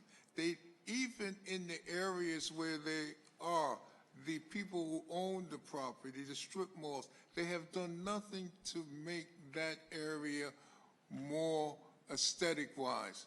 This project is going to do that. It's going to be a, I don't want to say Taj Mahal situation. That's another brand. But anyway, it's going to be a model as to what can happen within the community, okay? The main thing is having concern, the builder and the owner having concern about the community. No, it's not going to be no miracles. It's having a concern to do and to work within the community. And the organizations and the people that are here never came and reached out to the community as to that 328 apartment complex, as to the community center, and as to athletic field. Now, the only person, excuse me, there was two persons. One was Bishop Harris, okay, that is the bishop of Grace Cathedral, and there was another gentleman, I don't remember his name. We had breakfast, okay, which was paid for by Bishop Harris to get the community to come in to make sure that that developer was going to do the things that he said he was going to do. Mr. Wright, with all due respect, that is a totally separate issue. You're correct. But I just wanted to bring out the issue, people talking about issues in their community, knowing about their community, and they don't have an idea of things that's going on. And even the fact that what Mr. Che offered to the community for that athletic field is to pay for the equipment. Yeah, does that conclude your I have no rebuttal? All right. Thank you very much. We are now going to close this hearing, and we are finished with the morning calendar. With all due respect, folks, you've had your say. The board will take all of your comments. We're not going to have a back and forth argument. All right? Mr. Chairman, I would move that the hearing be closed, that the matter be placed on the decision calendar. Everyone who signed in on the case will receive a copy of the board's decision by mail once it is rendered. Thank you all for coming and Thank participating. you for your Have a nice day. participation. Second. All in favor?